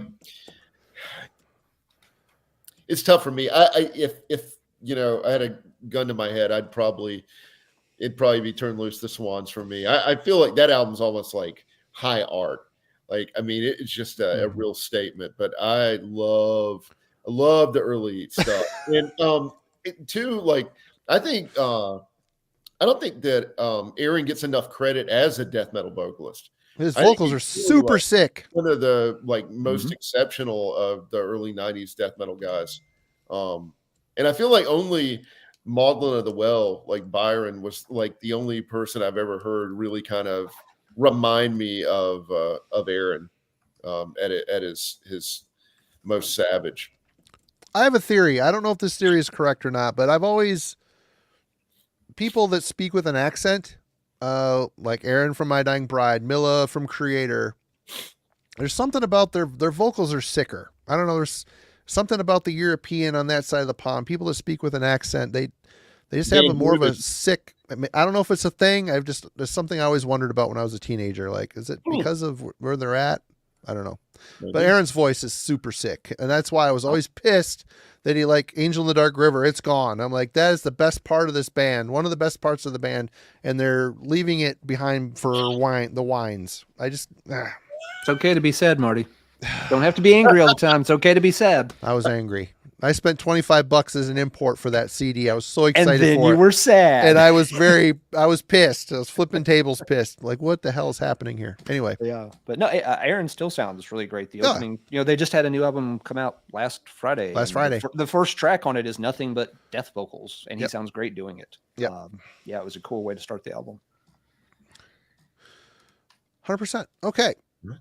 It's up to me, and since Hunter showed Pan.Thy.Monium, I got to show Edge of Sanity. Spectral Sorrows, this is the second album by them I ever got. Unorthodox was my first. This record rules. It's so good. It's the first time I heard Man of War. This has got Blood of My Enemies. Yep, Blood of My Enemies cover, which is great. You've got Sacrificed on here, which is his take on Sisters of Mercy, which ended up being Nightingale. The Spectral, what the fuck was the name of that album? Is the flower withers? No. God. The first Nightingale record is like a Sisters of Mercy tribute album. It's so good. But a little taste of it here. You could tell Dan is getting a little bored with straight up death metal at this point. He's starting to work in, some industrial, some gothic, some prog influences here and there. But by and large, this is still a super sick Swedish death metal record from start to finish. You get a taste of how great his clean vocals are on Blood of My Enemies, and great record. A lot of people don't talk about Edge of Sanity enough either, which is a bummer because this was great. So good. Purgatory Afterglow is awesome. Crimson, of course, is a classic. Wow, what a band. What a band. And the whole catalog has apparently been picked up by Century Media, so expect $50, $60 records coming your way soon. Unless you order them directly from Century Media, in which case you will never get them. You'll never get them. I've been fucked by, I'll never use their distro again. I didn't even get my last package. And I couldn't find my track. I couldn't find Metallurgy, brought to you by Nuclear Blast. Right. Anyway, enough bitching about that. Anyway, Hunter. Yeah. Cool band, Marty, for sure. Yeah, great band. Let's see. I saw someone in the chat. This is, and I didn't pull it. Maybe I should have. The Disincarnate record. So maybe one of you guys pulled that. I couldn't find my tape. I listened to it in the shop here a while ago, and I put it in a box, and I can't find it, so I don't have it to show. Well, and it's got a Aaron Stainthorpe connection too. So yeah. Really? Was he on it? He's on a Monarch of the Sleeping Marshes. Oh shit! Okay, Yeah. I didn't know that. Yeah. Anyway, so this has become a real favorite of mine over the years. I'm sorry that it's got the newer name, Sufferation, the Cube. So this is a French band that's essentially like a death metal voivod. That's how I would describe it. At least this album. It's got sort of robotic vocals, not in the cynic mold, but more like a cyborg snake. And just great playing, super well produced. It's got a lot of warmth, psychedelic, just total 90. Another one, just like total 93 prog death. Could have only come out in 93. Yep. No. Never heard it. I've heard of the band. Never heard it though. No, I don't know that. Another one that I think you would really like. I struggle with prog, but It's not. I mean, it's death metal. Yeah. It is. It's death metal. I know. all right. Yeah. Yeah. And you invited me and Jeff on to do a whole prog thing. I know. That was like torture for you, man. Oh, God. I like it. I like it in small doses mixed with Hey, look, other man, stuff. You like Todd Rundgren's Utopia, so you were all right by me. Hell, yep, perfect, exactly. I can't believe this is recorded live. It rips. It's Dude. a ripping album. Whew. Okay, well, I didn't mean to get us off topic here, but So I do like some prog, but I'm picky. God. I guess I'm picky. God. Alan. It's okay. It's okay to be complicated, Marty. It's okay to be complicated I'm and sad. still pissed off about Angel in the Dark River, to be completely honest. I'm having a hard time letting it go. Anyway. That you're displacing your sad anger onto your complex anger. It's becoming a thing. It's a thing. Okay, an album from '93 we definitely need to talk about. Hunter and Jeff did an entire episode on this, so you should go check that out for the in-depth. But we should at least That was my next definitely one too. I'm one step ahead of Marty tonight. Sorry about that. That's right. Yes, Disembowelment, transcend into the peripheral. This is the end boss of experimental doom, as far as I'm concerned. It really is. That's a good way to put it. And this is another one I think that really lives in that one and done kind of category. Yes, there's an EP. Yes, they did some stuff after changing their name and all, but essentially you have this one album and a few other little recordings here and there, and it's another one that just kind of seems to come out of nowhere and is brilliant from the get-go, and there's nothing that follows it up. But yeah, I mean, I'm not going to say a ton about it. Like I said, Jeff and Hunter did an excellent deep dive on Disembowelment over on Radical Research. There's even by the Death Doom standards, so and everything that's come out since then, and everything at the day, this still kind of managed to stand apart as just something really unique. And if you ever just want to have some really nerdy geek out fun with the album, if you've never dug into it and wonder what the hell is with the song "Burial at Ornans," Google "Burial at Ornans," and you can spend a lot of time reading about 19th century French painting and how this particular work was sort of a revolutionary thing to that entire scene, and has all these very weird conflicting like socio-political interpretations of the original piece of art.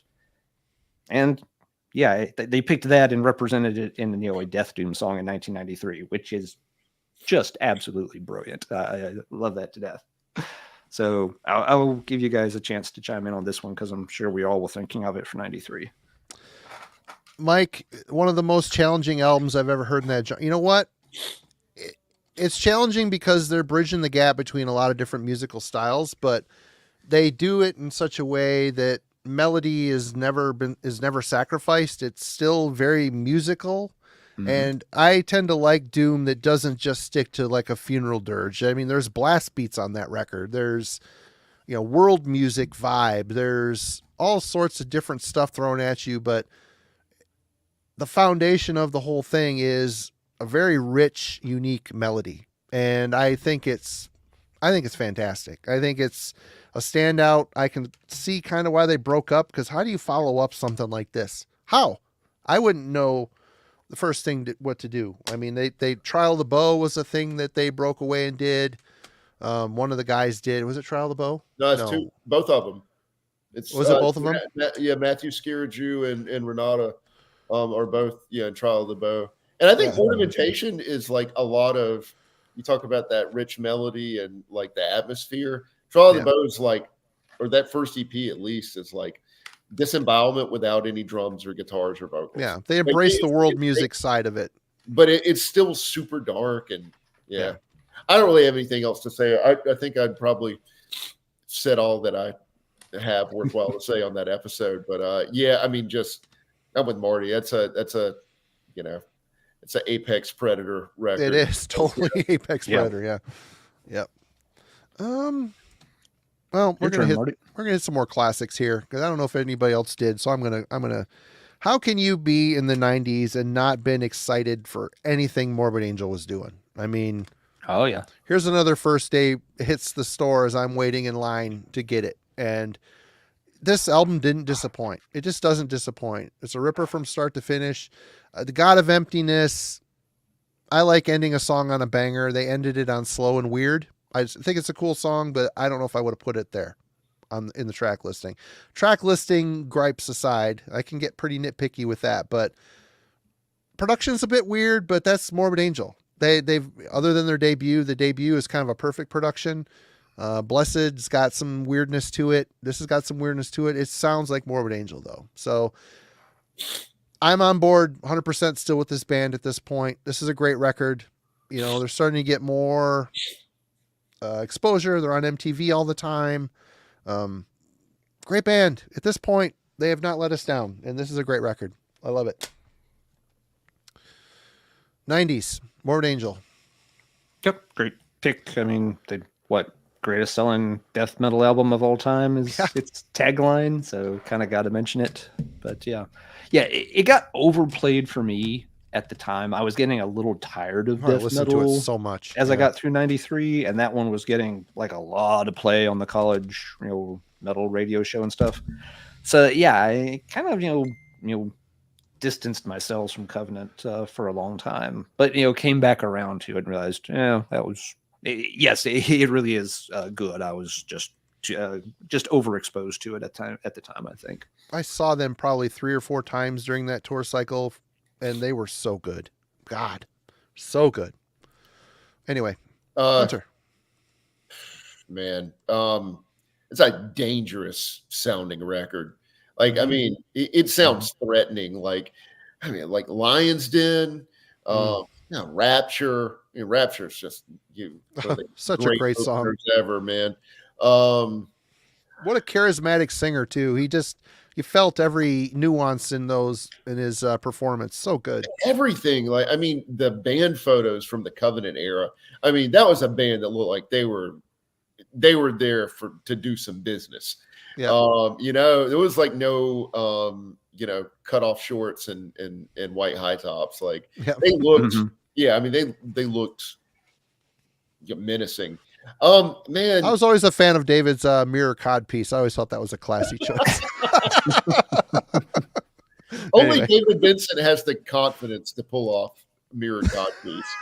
They really. Well, actually, David Vincent Band.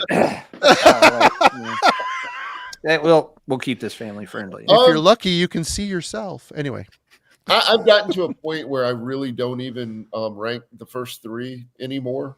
I love them all almost equally and for different reasons. Mm-hmm. But man, Covenant's one of the just most death metal albums ever, I think. Yep. 100%. What's your next pick? You're up. I'm up. You're up. Oh, all right. Let's see.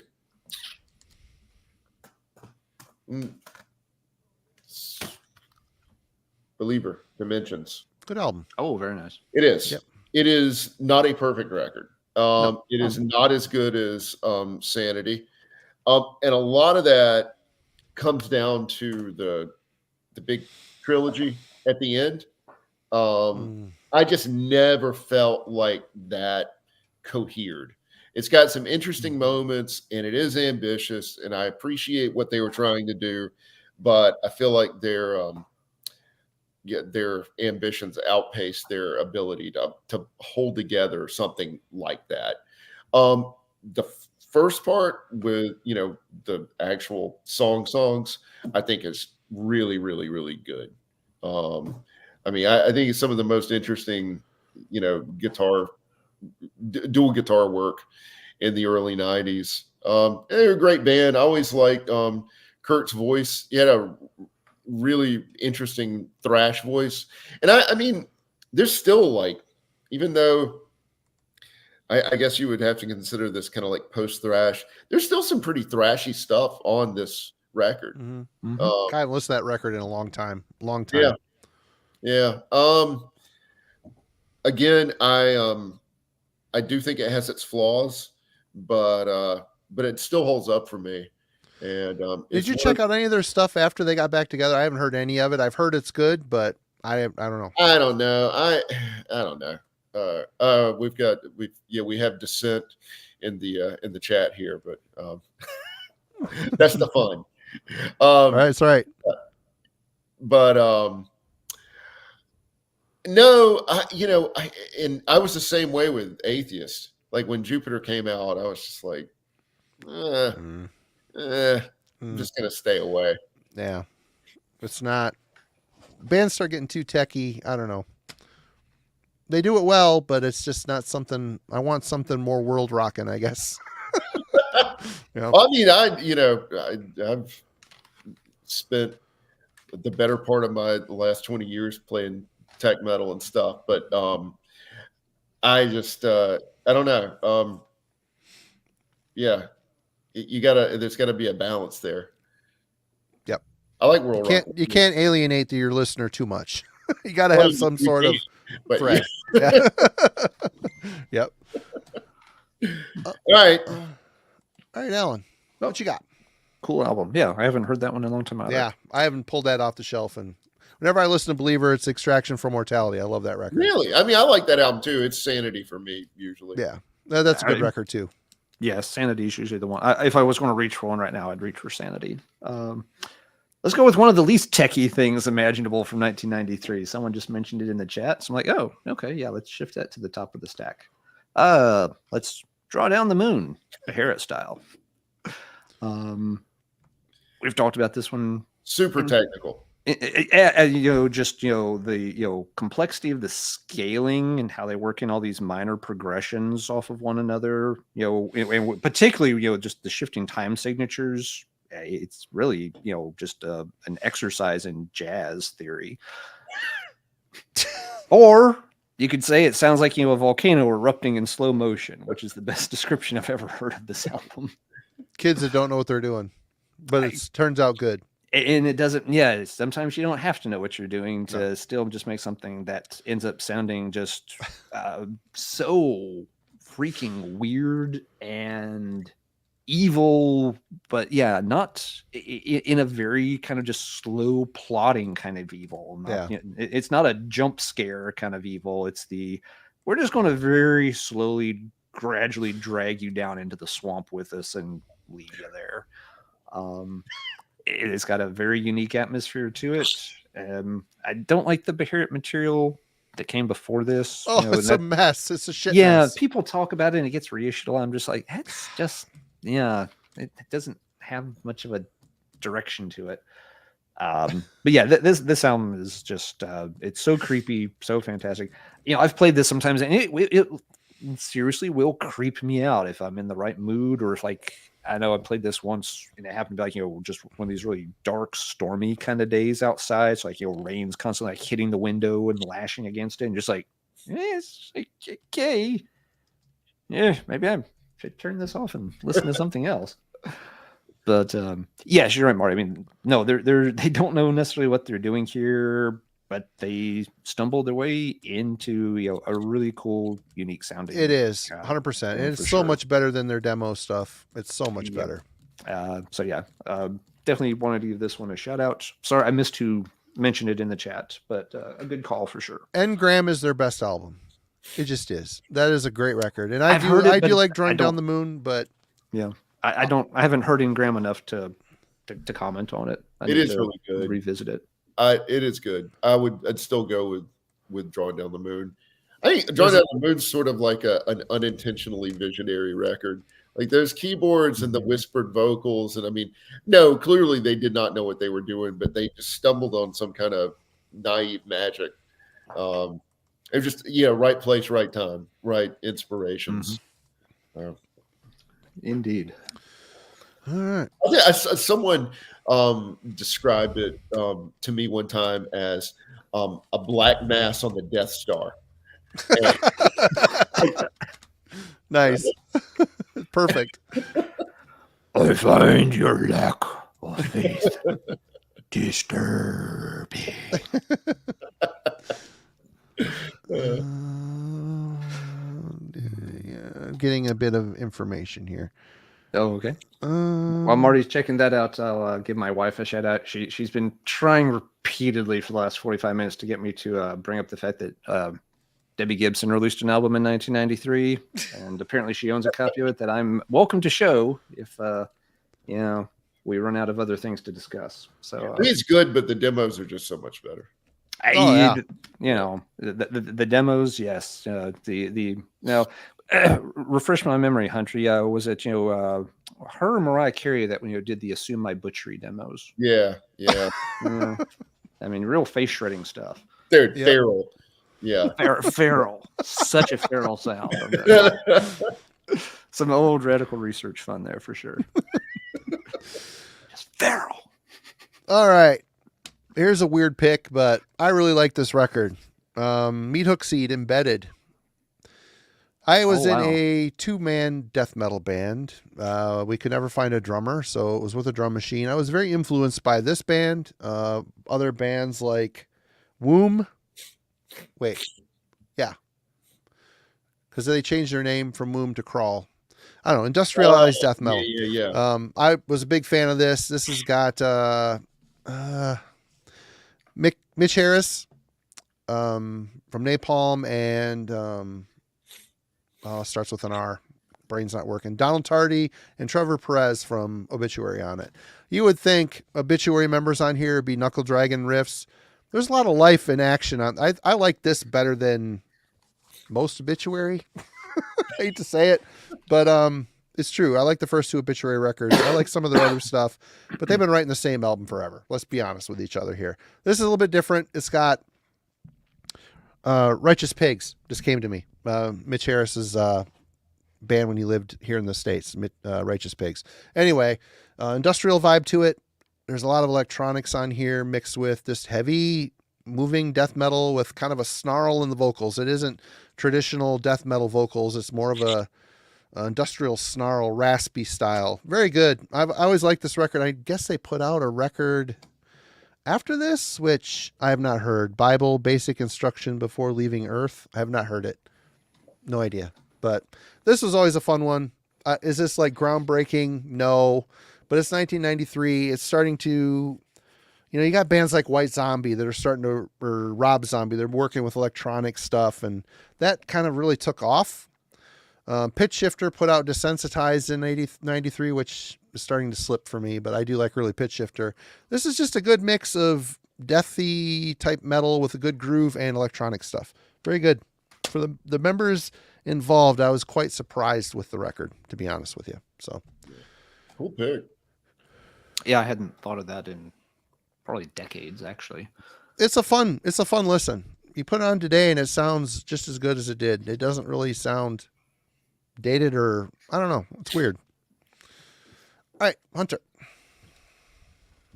All right, I'm gonna kind of follow up on Alan's last pick.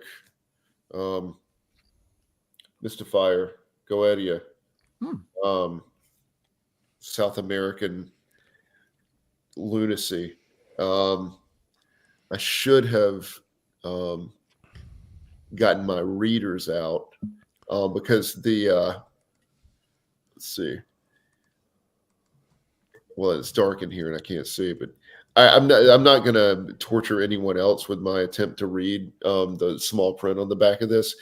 Some of the greatest song titles in black metal history, and like the lyrics are amazing too because they're just like literal descriptions of things. But like early Mystifier is really, really just sick, primitive, black metal. Part of the global. I mean, you've got Western Canada, Beherit in Finland, the Greek stuff, and then the Brazilian stuff. But Goetia slows everything down. Everything is much, much more atmospheric. I think it's a really genuinely but creepy album. It unnerves me. But I think it's just kind of a magical moment. Love it. Don't know if you're familiar with it, Alan. I'm not very good on the South American bands. Sometimes it's an area I need to start digging into a little bit more. It's a different. It's definitely out of step with what I think is normally the kind of sound that's associated with the South American bands. It sounds much more Greek to me than South American. But love it. I will have to check that one out for sure. All right, Alan. All right. We've buried one of the leads long enough. So let's go ahead and discuss individual thought patterns. Nice. So, people know this album. If you ask me for my favorite death album, my knee-jerk response is going to be this one. If I stop and think about it, I might change my mind. But this would just be the one I'd say off the top of my head. It's just, it's an amazing set of songs. All the death albums, have their own things going on. I just like, what they settled on with this particular one. Everything kind of works really well for me. Production's, good, and there's nothing missing from the sound this time. It's of course, and they've always got a good set of musicians, but here, it's Andy LaRocque's guitar playing is really special.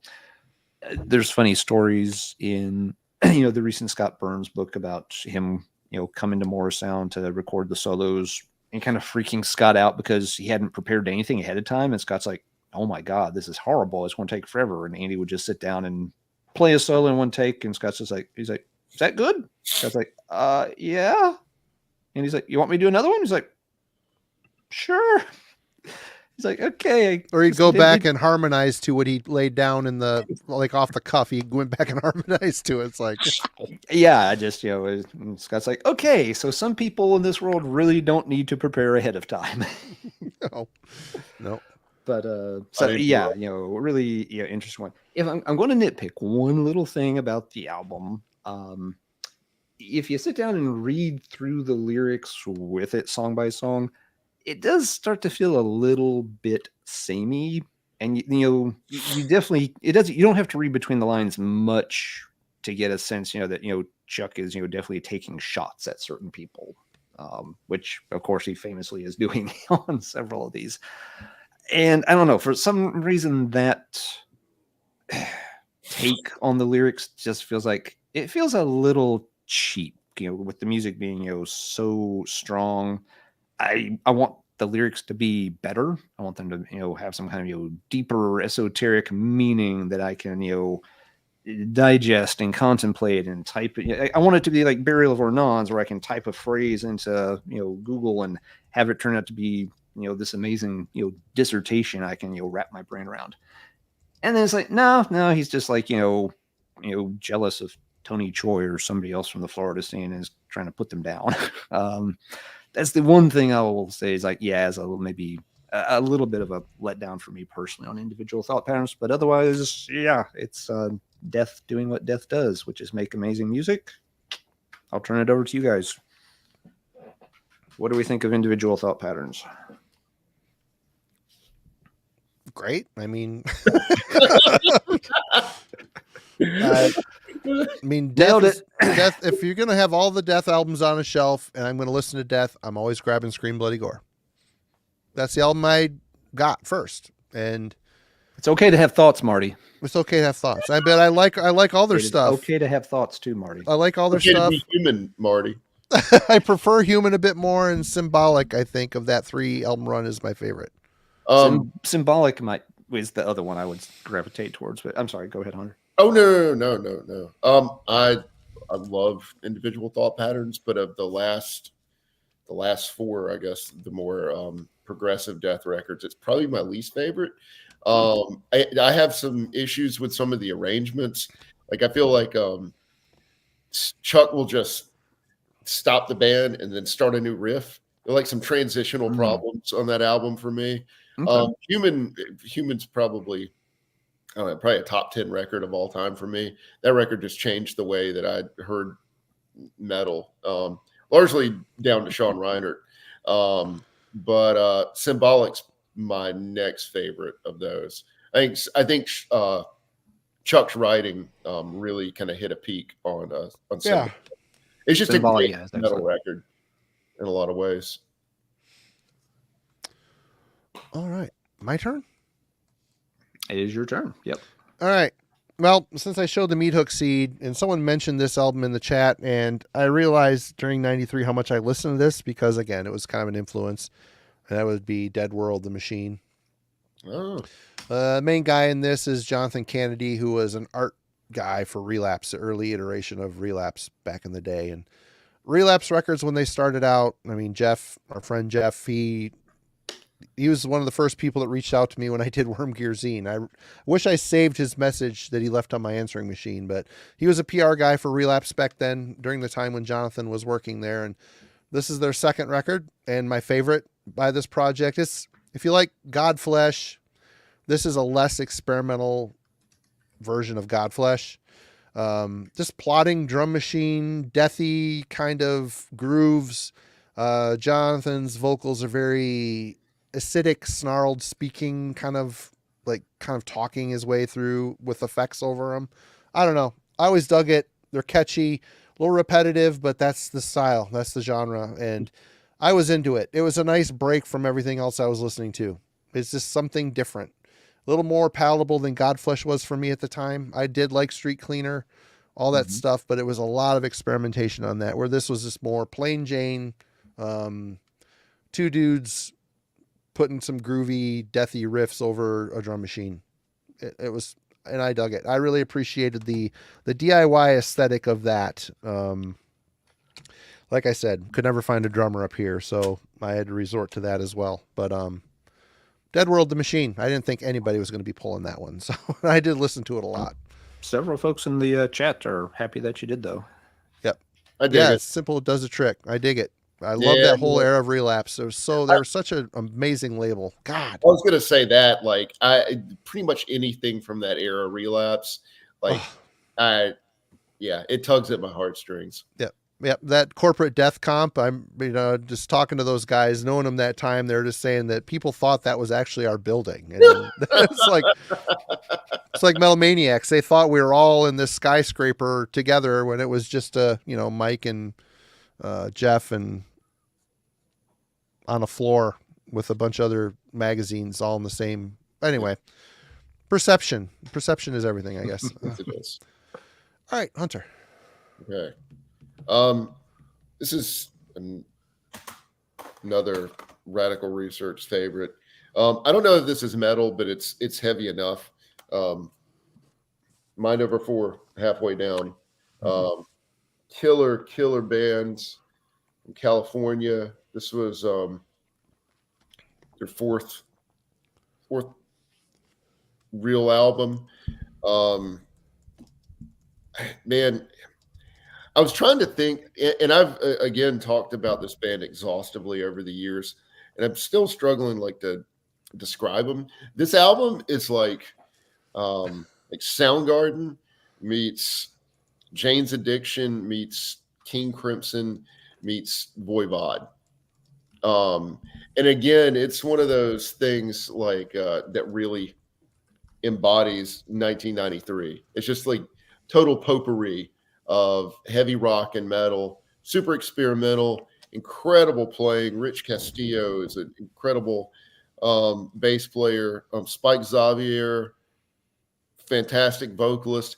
I think, and this could be apocrypha, but I believe that Spike got a call to audition for Anthrax for the job that John Bush eventually got.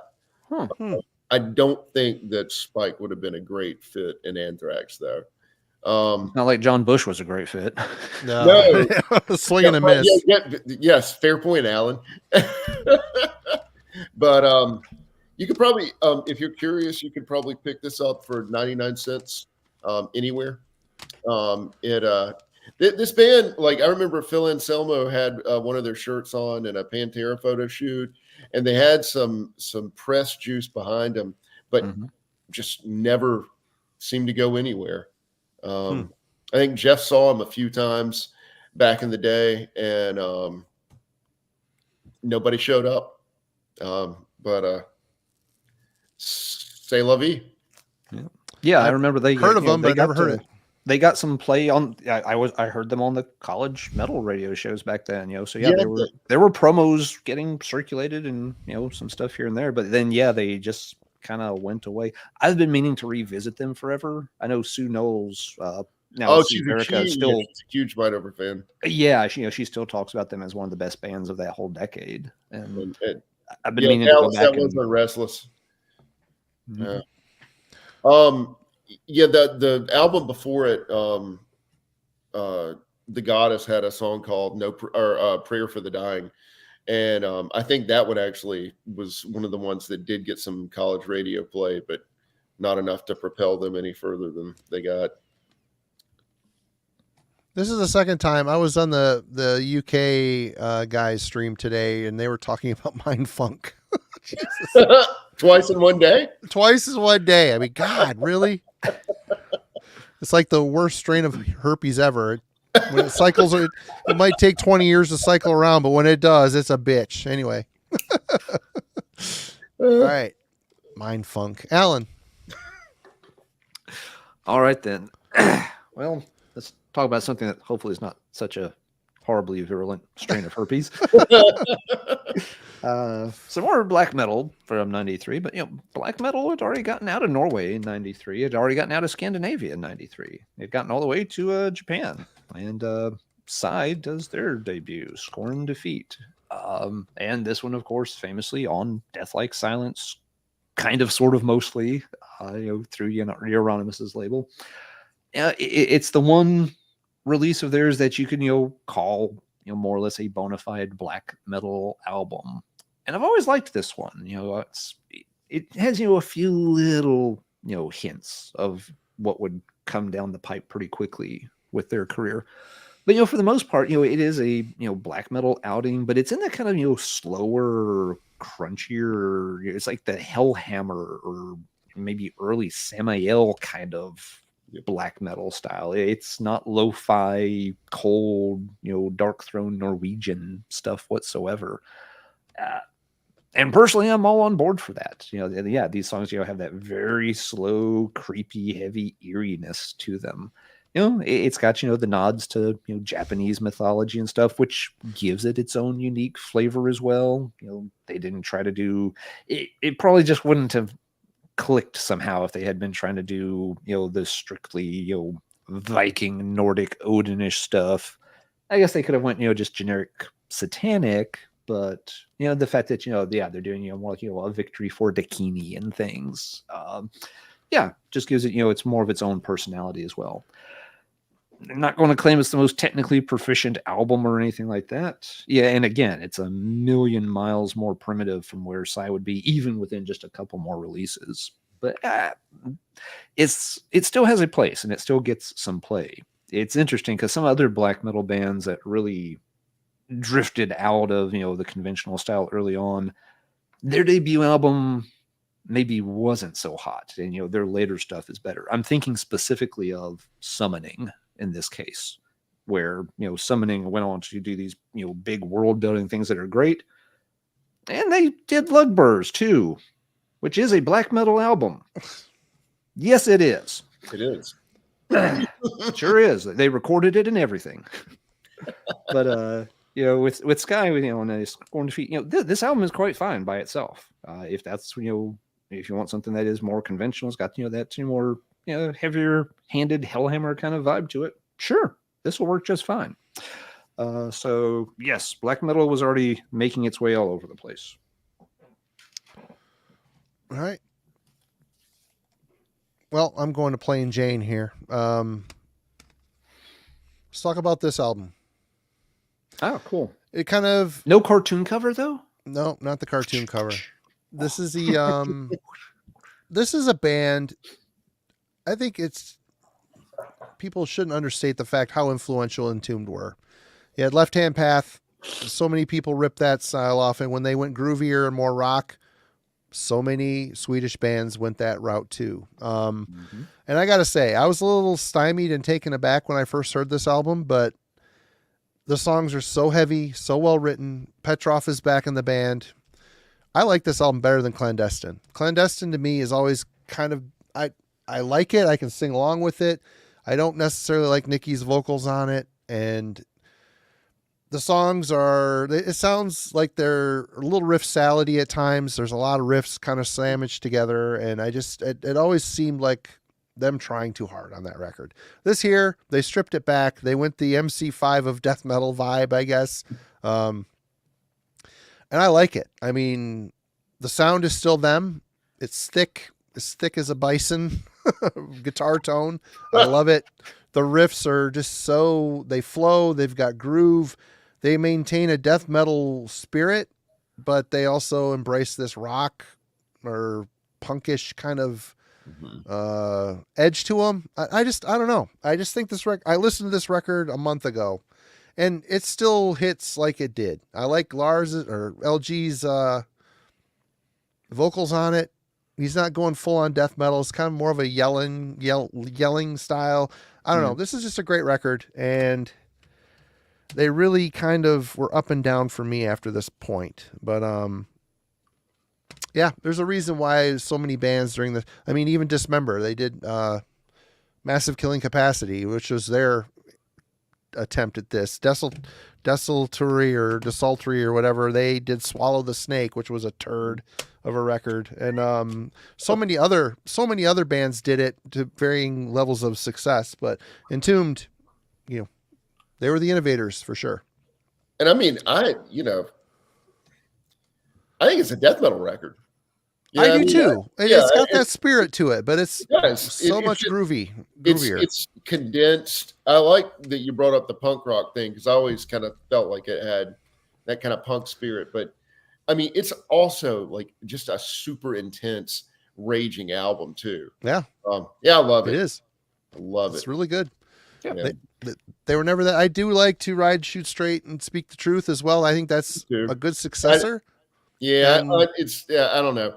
It's inconsistent. I like it for sure, but it's got too many songs. It's a little hit or miss. Songs. But like Wolverine Blues is just like perfectly. I mean, everything about it. It's like just banger from wall to wall. It's the perfect length. Yeah, love it. Love the Hollow Man EP too. Yep. Hellraiser. Oh yeah. Yeah. So. All right. Yep. It's okay to have the blues, Marty. Oh wait, you like this one.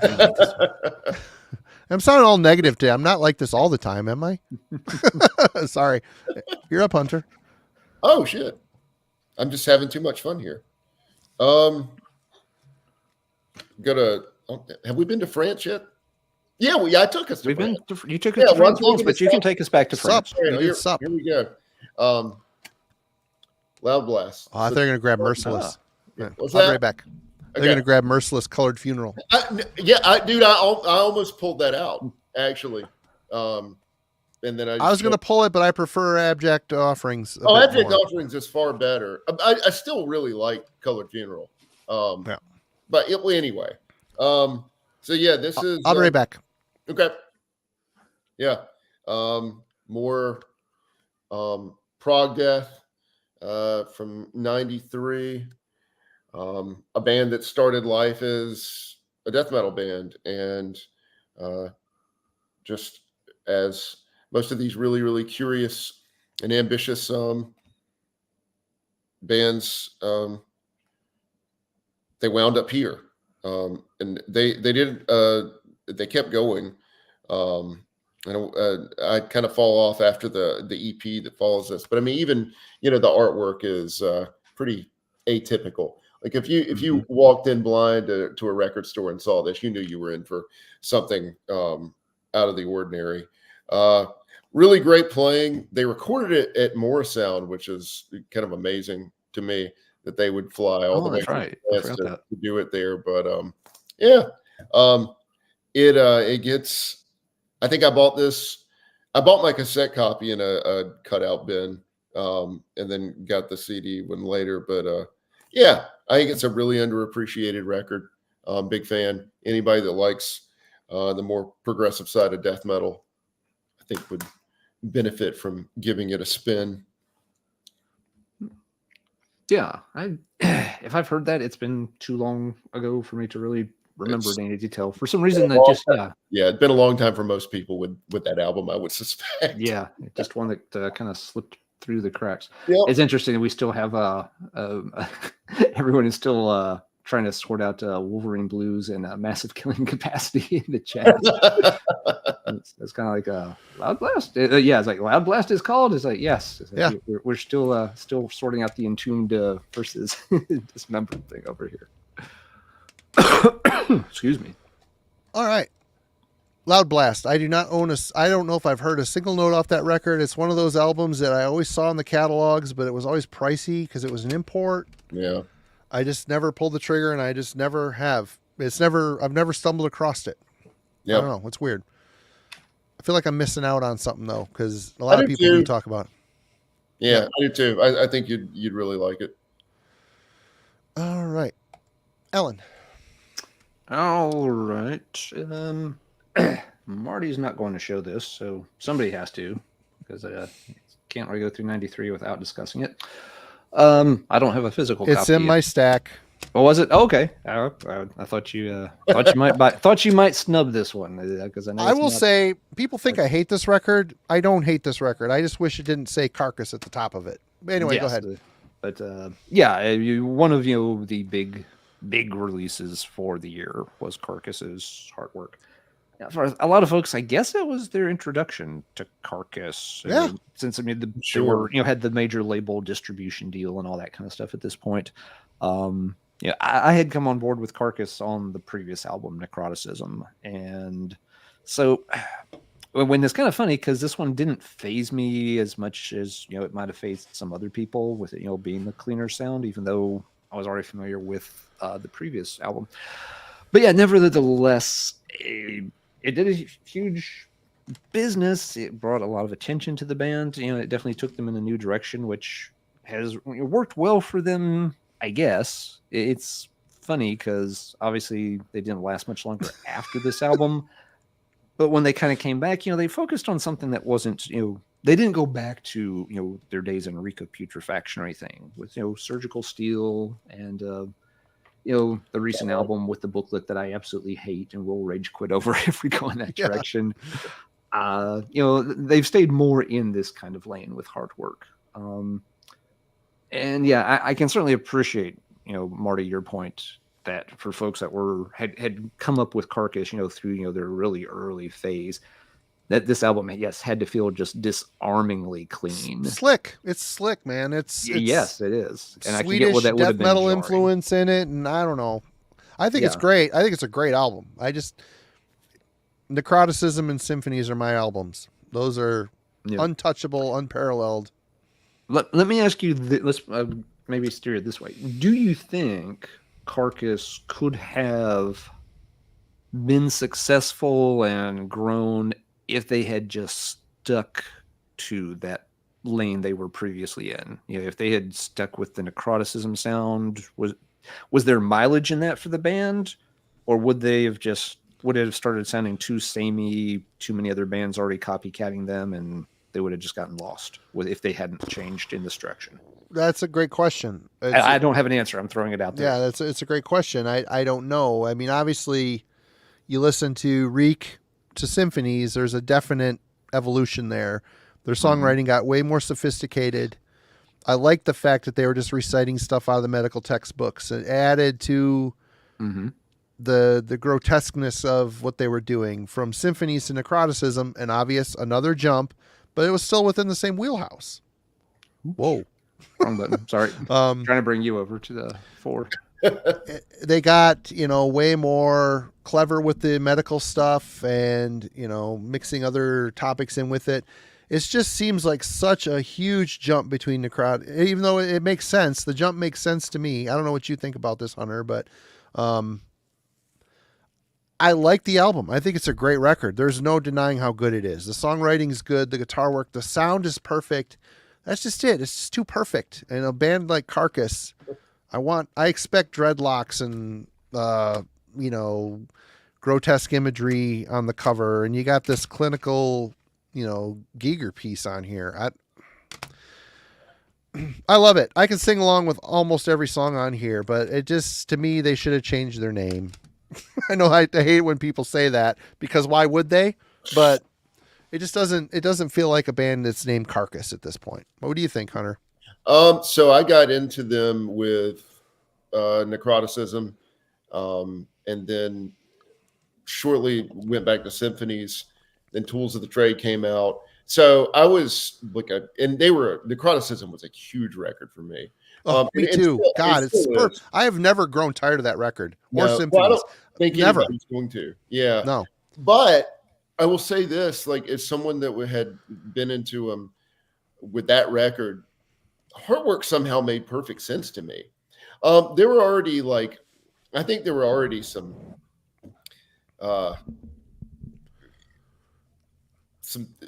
melodic ideas and on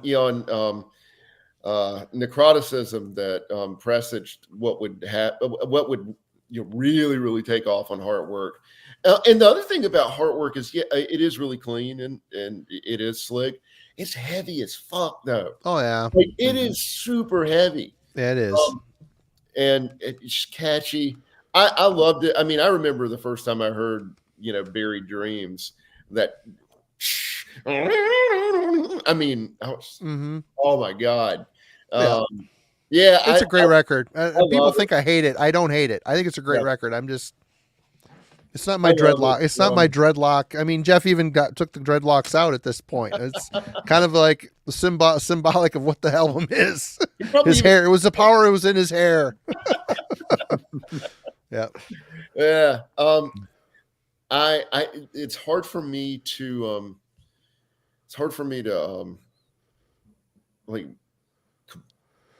criticize anything in particular about Heartwork. I mean, I get what you're saying. Like, it doesn't sound like, but it's kind of like death. I mean, if it's Scream Bloody Gore to Individual Thought Patterns, I mean, they're two very different, Huge bands. Yeah. But I don't know. Yeah, no, I had no problem. I didn't recoil from it at all then. I've always loved it. Was very, very upset with Swan Song. Oh my God, dude. Very upset. What a and it's obviously they liked it because when they did Black Star, the project after Carcass, it was the same thing. It was like Swan Song Part 2. Worse. Yeah, but worse. Yeah. Yep. Yeah. So, Good deals. Yeah. Last shout out I'll do for Heartwork. When that was getting ready to come out, the guy at the indie record store there in the college town, he basically had learned me on a first name basis within the first couple of weeks of me showing up on campus. And I want to say that and Entombed Wolverine Blues were coming out relatively close to each other. And I want to say they may have been summer releases for like summer 93. I didn't double check the dates. But anyway, that spring of 93, I'd stopped by the record store one day and, nobody was around. I bought, a tape or something. I had very, very little spending money, especially that first year at college. And he already knew I was in there all the time. And he was just, like, hey, he says, like, hold on a second. He kind of rummaged around under the counter. And he's just like, here, take these. He's like, bring them back when you're done with them, kind of like nudge, nudge, wink, wink. And he gave me promo copies of both Wolverine Blues and Heartwork that they had gotten at the store. They were promo cassettes. And he's just like, you'll probably dig these. He's like, they're not coming out yet, but go listen to them. I mean, he knew I was going to take them back and just dub them. But he's like, you can just bring them back next time you come by. And so cheers to Jim if you're still around. He was a super nice guy and would help folks out like that, at the store. They'd be up my alley. Even if they had been for sale, he knew I couldn't have afforded to have bought them that day. So I got to check those out early before their release, thanks to him. I do have one more shout out on this topic. Simon over Explosive Action YouTube channel just did a very extensive and cool bands that sound like the pathological gore grind Carcass style. So he's showing a bunch of cool Carcass inspired death grind stuff with covers that he can't show on YouTube. But it's a very extensive but cool expose into Carcass inspired death metal and death grind bands. So go check that out over at Explosive Action. Mm-hmm. Good call, Marty.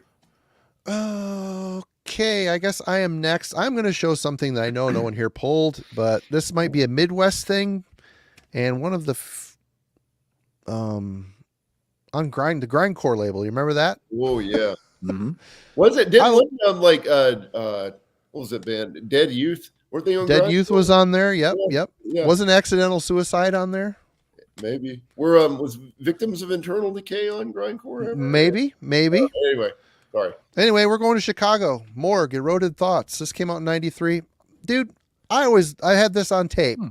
I got this in a used bin. It's all cut up and has a corner cut on the...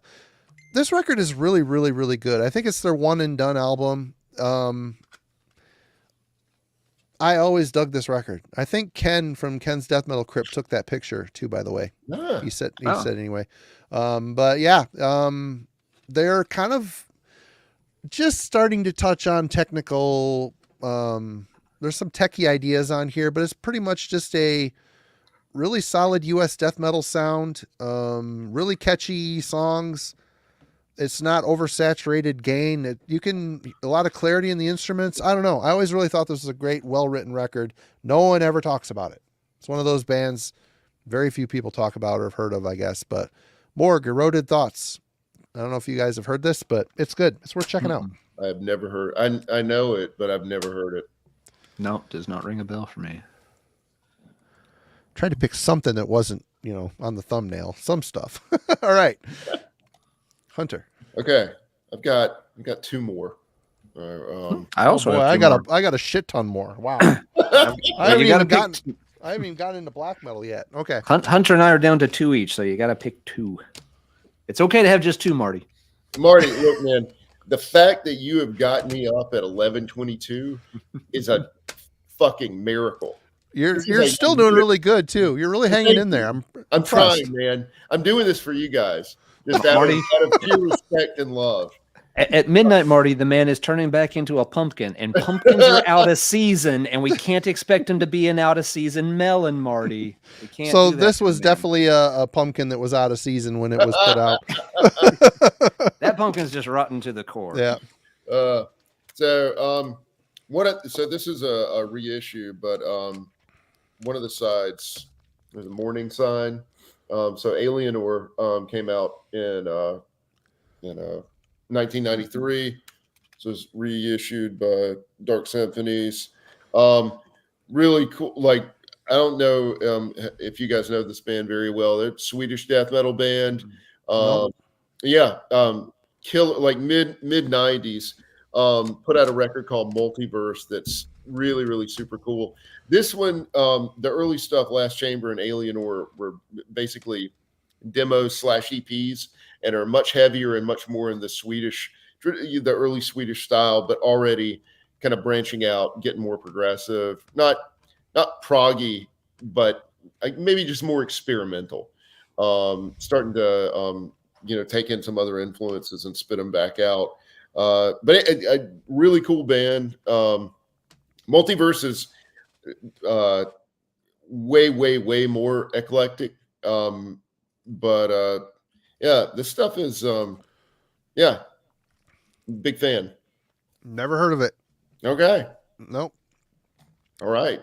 Ted over at Dark Symphonies always picks the cool eclectic stuff. Yeah. Yep. Dig it. Well, it definitely checks off both of those marks. All right. Good pick, Alan. All right. Yeah, we mentioned a little bit earlier how death metal was already starting to get into some different veins and directions. One of those being what would become mellow death, and we see an early outing of that in '93 with Dark Tranquillity's Skydancer. This is a reissue that's got Chaos and Eternal Night tacked onto it, which is a great EP. I like that one a lot too. So this really does kind of have all those earmarks of what's going to become the Gothenburg sound and make a big splash just a little bit later in the 90s, with Dark Tranquillity being one of the main bands. Thank you, Glenn, really appreciate that. Very kind of you. Cheers. Oh shit, didn't see it. It just popped up over here, sorry. Yep. Thanks, Glenn. Cheers to Glenn. Yeah. And I always feel like maybe sometimes Dark Tranquillity gets a little bit left out of that equation. Nowadays, everybody wants to cite At the Gates and then In Flames. And, I guess Dark Tranquillity was there too. It's just like, this band was right there. And, it was one of those, main driving forces for that whole movement. I like the Skydancer album a lot. It's still rough around the edges. They would do better albums down the pipe. But there's nothing wrong with this one either. It's still got plenty of charm, and it still it has all those basic components are there. They know what they're trying to do. They just have to clean it up and refine it to get it where it would eventually land. So not one that gets mentioned a lot, but definitely just another different thing that was happening in '93, like Hunter said very astutely earlier tonight. 93, it does kind of feel like anything goes. You're tired of brutal death metal and stuff like that. Okay, here, make it more melodic. Sure, take it in that direction. Absolutely, that's on the board. I almost pulled that one. Did you? Awesome. Yeah, I love it. I love it. I mean, Gallery's probably actually pound for pound of Chaos and Eternal Night's my favorite Dark Tranquility. It's so good. Flawless EP. Yes. But yeah, all the other. I like Mind's Eye too, but Mind's Eye is excellent. Yes. But yeah, yeah. I think when Tanner Anderson was with you guys, he was talking about how In Flames was guitar porn and Dark Tranquility was everything porn. Yep. Pretty much. Yeah. Meaning to get him back on. He said he would. We're going to maybe do a Greek episode with him when he comes back, but he's so busy. Oh my Hey, God. Dallas. Thank you so much. Crazy busy. Oh, thank you, Dallas. Appreciate it. Hope Appreciate you're enjoying you. the show. Good to have you in the chat tonight. All right. All right, Marty, I've done Dark Tranquility. You got 2 left, Marty. Choose wisely. I don't have to have 2 left. I can have more left. You can. I can have lots more left. Anyway, my first, once I started hearing about the Norwegian stuff, it was a year or 2 after the explosion of it, or when it was just getting ramped up. And I bought from Century Media Distro. This was one of the few times I ordered from them and actually got what I wanted. I ordered De Mysteriis Dom Satanas and the Emperor Hordanus Land Enslaved split. And this is the screwed up. It came red. It wasn't supposed to be red. Apparently there was a snafu at the pressing plant. But I always thought it looked cool in red. Yeah. It's just weird. How did they make that mistake? But anyway, this is the first time I heard Emperor, and I was blown away. Completely blown away by this. What do you have here? Night of the Graveless Souls, Cosmic Key to My Creation in Time. I mean, just epic. I just couldn't believe what I was hearing. And to know that this early Emperor shit was written by kids that were 16 years old. Oh my God.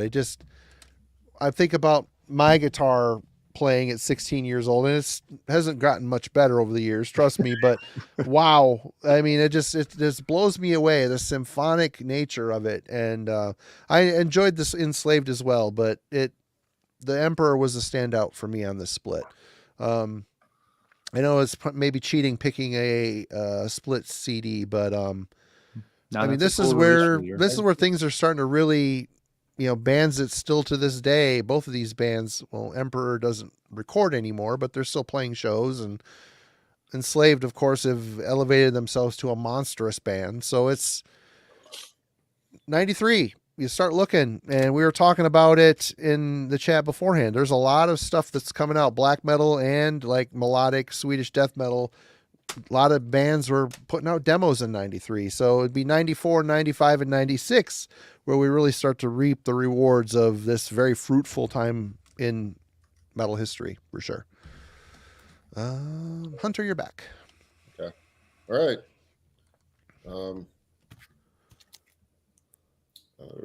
Horrified. Another band I've never heard of. Really? Cool. Yeah. Oh man, I would have thought you'd have been all over this. So, nope.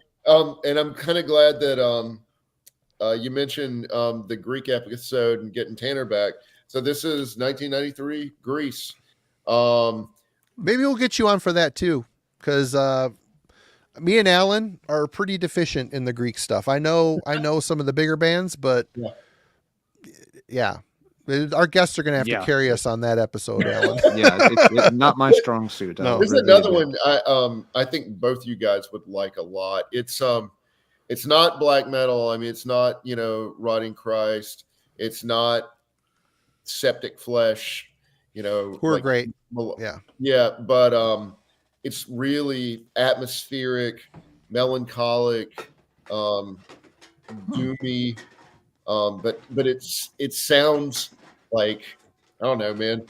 It's got this humid sort of laconic late summer, hot night in Athens kind of a feel, like a, stroll through the Acropolis, Yeah. Sounds I don't know why I interesting. just said, like I know what that feels like because I don't. But, Oh, like that. Oh, of course. Well, why didn't you say so? Probably costs a lot of money, tourism dollars to stroll through the Yeah, Acropolis. I was associating it more with like an autumnal Parisian kind of vibe. So I'm glad you clarified that, Hunter. yeah, a left I was way, yeah. I was in the wrong headspace. But no, it's got a really magical. I mean, it's one of those records, and I don't think this is what maybe this is the original cover. This is a Floga reissue, but I mean, It's got original cover vibes. yeah, and I've seen the reissue art on Spotify or somewhere, but it kind of sounds like it looks. Yeah, love it. Oh, I guess it's not the OG cover. Okay, all right. Okay. Well, Yeah, thank I'm seeing it over here on archives right now. It's a different Okay. different cover. Yeah. It sounds interesting. No, I do not know this one. I'm putting it on my list. you. Yeah. Good human falafel. I love Unholy, especially the Second Ring of Power. What Oh, a God, great, Second Ring of great, Power is great amazing. album.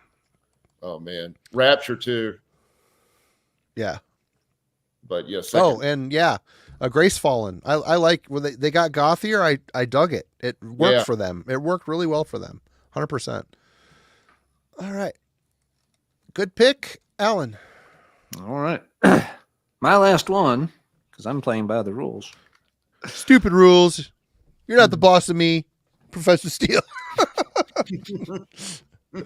Oops. There you go. There we go. So for last one, let's go out. With an absolute monster, which I never associate with 1993. For whatever reason, I always think this is a little later. I think I always want to put it in 94, and it did come out at the end of 93. So maybe that's why. But Dissection, the Somber Lane. Yep. Fantastic album. Another band that kind of pops up and just is really, nailing something dark and unique without, it seems almost without even trying. And the only problem this album has is that it has to, we should have featured this a couple of weeks ago when we did albums that live in the shadow of other albums. Because I think this one sometimes doesn't get a lot of chatter because people, talk about the sophomore effort so much. Yep. And deservedly so. Oh, sure. Storm of the Night's Bane is a watershed moment kind of album. Yeah, totally. But this Both album recorded is by so Dan Swanya. yeah, but this one is so good as well. And we've been back and forth on this. Is it black metal? Is it death metal? Is it blackened death metal? Is it deathly black metal? It doesn't matter because shit rips. Absolutely, it's great atmospheric here. It's got this just very sort of unhallowed vocal approach. I see what you did there. Fits it perfectly. Hey, yeah. I knew you would. That's we've got the best partner in the business right here, ladies and gentlemen, and that is why he has demonstrated it in real time. But yeah, absolutely got to love it. Just another different direction that things are going in 93, and yet it's still. Even pulling this, I had to double check. Like, is it really 93? It's 94. I just have it written down wrong. I was like, no, shit, it's 93. It really was out by then. So, yeah, amazing they were this good this early. Dissection, the Somber Lane. Was it not like 15 when he wrote it? It's only 15, 16. I mean, again, it had to be, yeah. I'm going to look it up because I'm like Marty, man. I remember what I was sounding like at 15, and yeah. Not like Dissection. No, it sucked. It was terrible. No, it didn't. It didn't sound like that at all. What version was that, Alan? Which version? Yeah. This CD copy. It's a later one. This one's a Black Lodge CD. This is kind of cool. This is no fashion. I got it from. The funny thing is, it pissed me off when I got this, and John put the Full Moon Productions sticker on all. He was starting to put his sticker on all of the stuff he bought from, but yeah, little bit of history. Remember the Full Moon Productions days? Used to buy a lot of shit from him. Very cool, very cool. Okay, now that you've big dicked me on my CD pressing, what What would you like your last one to be, Marty? Your last one. All right. I know Our you're man not supposed Hunter's to got show you a- this or talk about this anymore, but this was my first Burzum record. That's and Gangvar. That's a big one for 93. Yep. And this is I love all of the black metal. Even when he came back out of prison, it's like he hit pause on his career, got out of prison, unpaused it, and it still sounds like Burzum. But this, to me, he's a king of simplicity. But the way he layers and these simple lines together, it's world building to me. It's like it takes me out of this plane, and it's like what summoning does. It's very similar to what summoning does, except way more simplistic than summoning, less layered. But I love the guitar instrumental on here. I love the keyboard stuff, the chintzy but medieval sounding keyboards.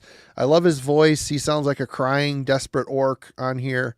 What a great record. And the only one of his early stuff I'm not a big fan of the very first. It's just a little too juvenile, but it just got so much better. And of course, Civis Lisset Tar Os is amazing as well. But it sucks he turned out to be a dinkus, but he left some amazing, amazing music. Oh, that he did. Yeah. Yeah, agreed, man. It is world building. Yeah, albums. I like the first album, but yeah, albums 2, 3, and I love Philosophum too. That drony, super repetitive, rainy guitar work. Yeah, no, he's an asshole, but he had a real vision for that stuff. And I mean, and think about how many times over that style has been copied and never convincingly. Never touched it. I mean, weird. Vigrid's Hoffnungsstad is like the closest thing I've ever heard to coming close to like the conviction of Burzum, but yeah, nothing touches it. No, nothing touches it. Yeah, there's been a couple that get close, but it's still stands up to this day. And I've been listening to some of the new tracks from his new stuff, and he's playing with the guitar again. He put out a book, a black metal book, which is like this thick. You can read it in about 2 hours. And his next album isn't all folk jams. He's like trying to be black metal again, but maintain the folk aesthetic. Mm-hmm. The few things I've listened to is very, again, you could tell it's him.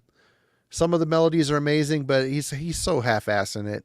You know, go to Pitten, go back to Grieg Holland and do it right. Don't just sit on your computer and collect eggs from your hens out front and then go and record some crappy, I don't know, whatever.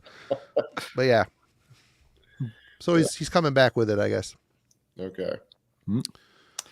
Alrighty. Marty, do you want to do a few quick shout outs since you still had a stack? Is that okay? Or am I going to break the rules by doing this? I'll try. I'll permit it this time. All right. Well, since we talked about it, I'm feeling magnanimous. Okay. Maybe it's just the Sudafed. Godless Beauty Cemetery, the second album. You got Typo Negative October Rust Feels on the roses over here, but this album went less death metal, more thrashy, kind of weird, yelly, melodious vocals, but the songs rip. It's good. Of course, Demolic, Nespite. I love the deranged predator vocals on here. I just love them. The gurgling pig predator, so good. Finnish techie pig predator. Yep. Finnish techie perfection. They maintained a technical.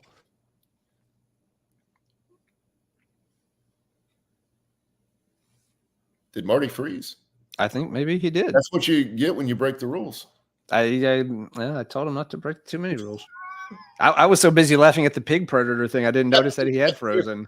I'm just picturing like, some kind of giant mechanical Judas Priest Hellion like birds swooping over a farm in Arkansas, diving down real quick and coming up with a razorback, Big predator. Big predator.